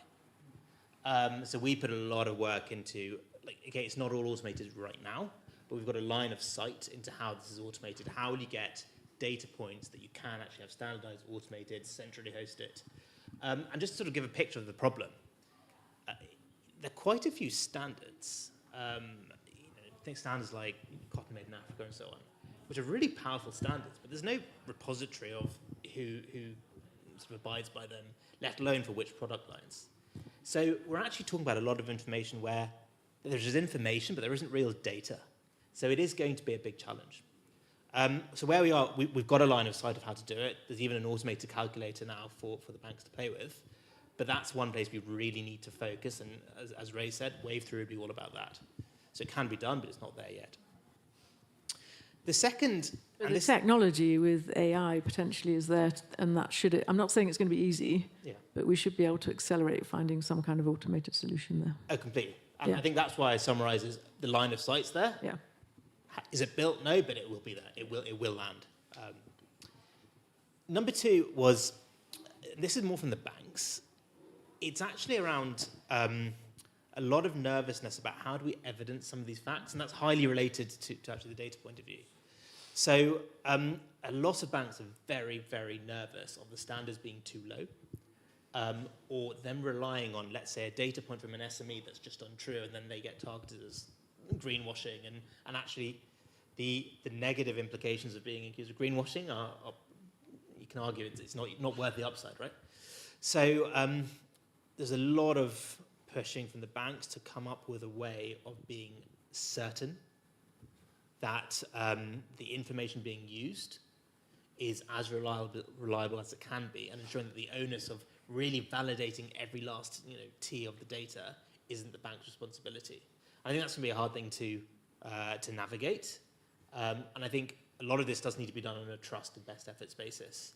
There will be bad eggs and bad players somewhere, but if everything has to be as perfectly correct as, I suppose, even KYC, then actually you're going to end up in a place where the standards are ahead of the reality.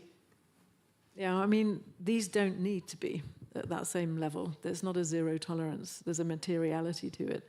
And I think you're absolutely right. If the banks don't have to be responsible for absolutely every I being dotted and T being crossed, why can't the clients, in the first instance, self sort of declare that this is what they're doing?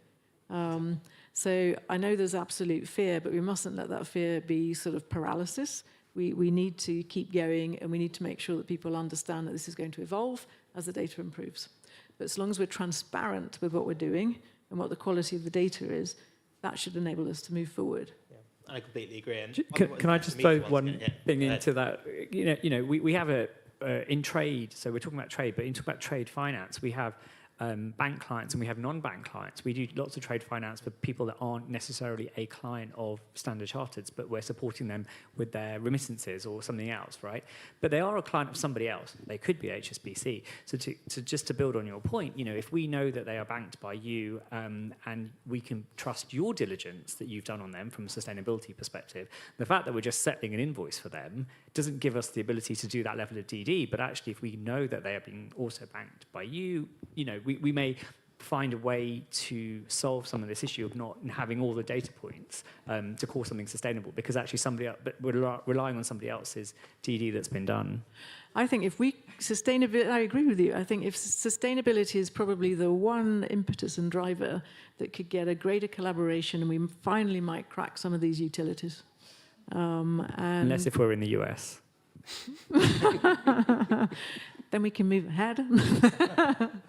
Yeah, the amount of times we've had, let's not turn sustainability into the next KYC, and I think we're also... We can't. But instead, let's turn it into something that differentiates and we collaborate rather than sort of compete and so on. Yeah. I agree with them for a reason, and it's not that possible to measure in certain ways. So I think it should be more of a motivation than policing, because you cannot police this, because there are a lot of gray areas. All data, whatever it comes in, you don't have a system to clean up the data and to see what actually it is. So I don't think that, policing is possible to a certain extent, but is more of a motivation than policing. That's what I think. Yeah. And Sonal, you mentioned the word motivation there, which was actually, my third point is interesting. And when we talk about sustainability in supply chains, people on the panels, etc., you're all market leaders. There are a lot of corporates who aren't as progressive. And actually, one of the big pieces of feedback, banks told us, yeah, we asked corporate X if they want to take part, and they said, well, what discount will we get in our trade finance? And that is not the way forward, because it's unsustainable if it becomes a race to the bottom. So actually getting corporates on board, getting them motivated, and building propositions to help them in ways beyond just cutting fees is also a big unlock we need to achieve. It is more of if you talk about it, it's more of a social, economic, responsibility of a business, rather than looking for a discounted finance from the bank. That'll come along as long as you do it, but you do it for that, it doesn't work that way. That's what I truly believe. And when I said, when we started it 4 years back, there were nothing like a bank is going to come up with a green finance. And, we already started with, the circularity. We are bringing in circularity. We did not approach in a bank so for a green finance. We know that, okay, fine. And we did 5.6 megawatts of, solar farm. And also we are doing a lot of rooftops solar. We did not take any money from the bank. I know that those money could have come much more cheaper than what it is. So it's not like I don't want it, but I never waited for it. And that should be the approach that I think the right way to go with. But it is fair that there is that strata that just don't have the resource and the know-how. And I think there's that big asymmetry. Yeah. And if we can sort of close that sort of asymmetry out, then there must be ways to do that. Sure. Yeah. Ravi, did you have any more reflections? So it was those three main ones, in all fairness. I could go on, but... So turning then to the commercial aspect, or turning back to the commercial aspect, I think one of the things we discussed when we launched the Wave 1 framework last year was that the principles that ICC has developed with the industry are great, but also we need the financial sector, the financial industry, to be able to build commercial propositions around that. Natalie, maybe I could start with you. What progress have we seen since last year? So there's been a lot of progress, actually. You've been talking about 4 years ago, you were moving ahead, the bank's propositions weren't there. They are now, and I'm sure we speak for both of us, actually. There's a full suite of funded and unfunded sustainable sort of financing products there. And that's absolutely critical. But we're not stopping there. There's sort of innovation through sort of partnerships, like sort of EcoVadis on data and linking that into sustainable sort of finance as well. And then there's also, we've launched a sort of a sustainability tracker, which is effectively a free tool. And it all comes down to that debate that we were having about data, so that we can enable some of these sort of SMEs to really simplify and not be exposed to the supply chain and policy shocks, so that they can sort of quickly and quite simply have data And I know there are some people in the audience here who can talk about this and how they've actually championed some of these initiatives. And have we got a prize giving in a couple of days? Yeah. And it's sort of demystified it, because a lot of the clients think this is going to be really difficult. And if you say, no, just go and get your electricity bill and plug it in here, they can actually sort of navigate it. And we're sort of simplifying it, making it accessible, understandable. So huge progress, but lots more to come. Amit, do you want to come in? Yeah, I mean, I agree again with the comments made. I mean, I think the collaboration point comes back again and again to me in terms of what we need to do. I think what we can collaborate in terms of the different parts of the supply chain is really important as well, making sure that we don't just focus on our anchors, but we go all the way deep in the supply chain. So we mentioned earlier, we're trying to think about how we can bring different actors together and essentially try and crack some of these some of the challenges that we're facing. So not much more to add. I mean, I think we just keep at it basically. It remains a huge priority. Some of the early wins, to the point just made, were financially driven. So some of the products, people do say, okay, well, we'll take a chance to help install the rooftop solar, or we'll do X or Y because you'll give me a pricing benefit. But that will only go so far. We need to see much more sort of systematic change happening, and it can't be purely based on sort of price reductions. I think the final thing is that, many of us banks in particular, we've made net zero commitments. And so we have to work through our clients. It's not just by giving them pricing benefits, but making sure they fundamentally change their business operations. So, free advice, advisory services that really help them do that has actually been really crucial. And I think we've started doing that this year. And I suspect we'll do a lot more of that going into next year as well. Wow. So, a lot of challenges ahead, but a lot of progress being made even just over the past year. So my final question to each of the panelists, go in any order that you like, is where do you expect us, or where would you like us to be this time next year, wherever COP29 is held? Let's start with me. I think maybe more industry sector included, and I see even more utilization of the offers as you talk about, because I think we see them as well, like banks, and I think getting the coordination both within the organization like Ericsson, but also outwards, like with the banks, the customers, the suppliers. I think we can do so much more. So get that going, get the snowball rolling. I think that's my hope for next year. So we have expanded it exponentially. Mine's simple. Why not do 3 in 3 years? Get Wave 3 out next year. I don't want to stop at next year. For me, think that it's going to be a very progressive thing. And I want to relate that with the normal social, economic compliance happens.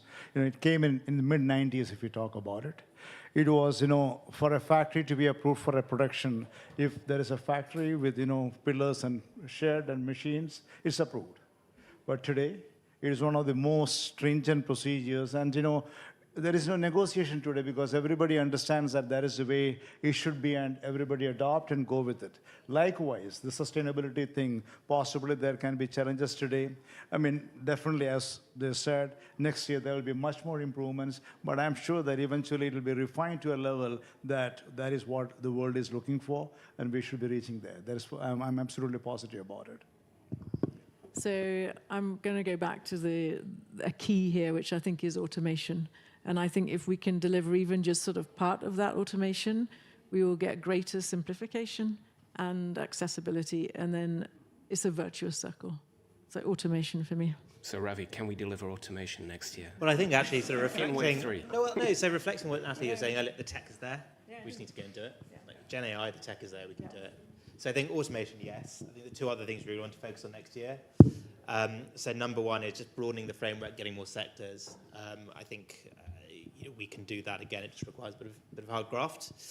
And thirdly, and this is actually the hardest bit, it's harder than automation in my opinion, it's getting that consensus view, getting corporates, banks together in one room, being open, what do you like, what do you not like, what works, what doesn't work, and if we can at least agree on some sort of a shell or straw man which everybody agrees with and is consensus and moves that little bit of a step forward, that'd be brilliant.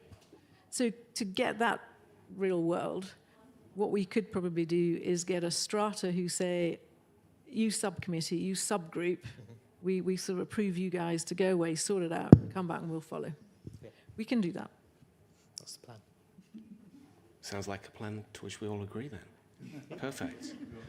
Well, on that note, I'm very conscious of time. I'd just like to say huge thanks to all of our panelists for their time today, but also for their support over the past 2 years.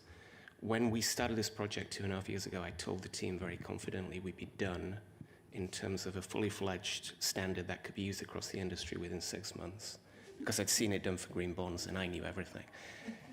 What a fool I was.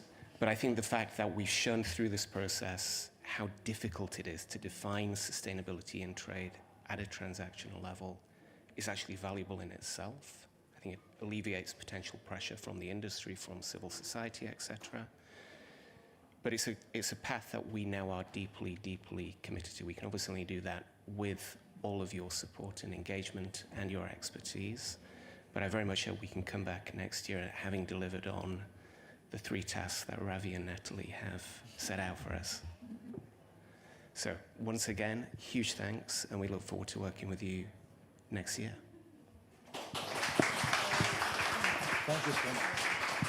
Thank you.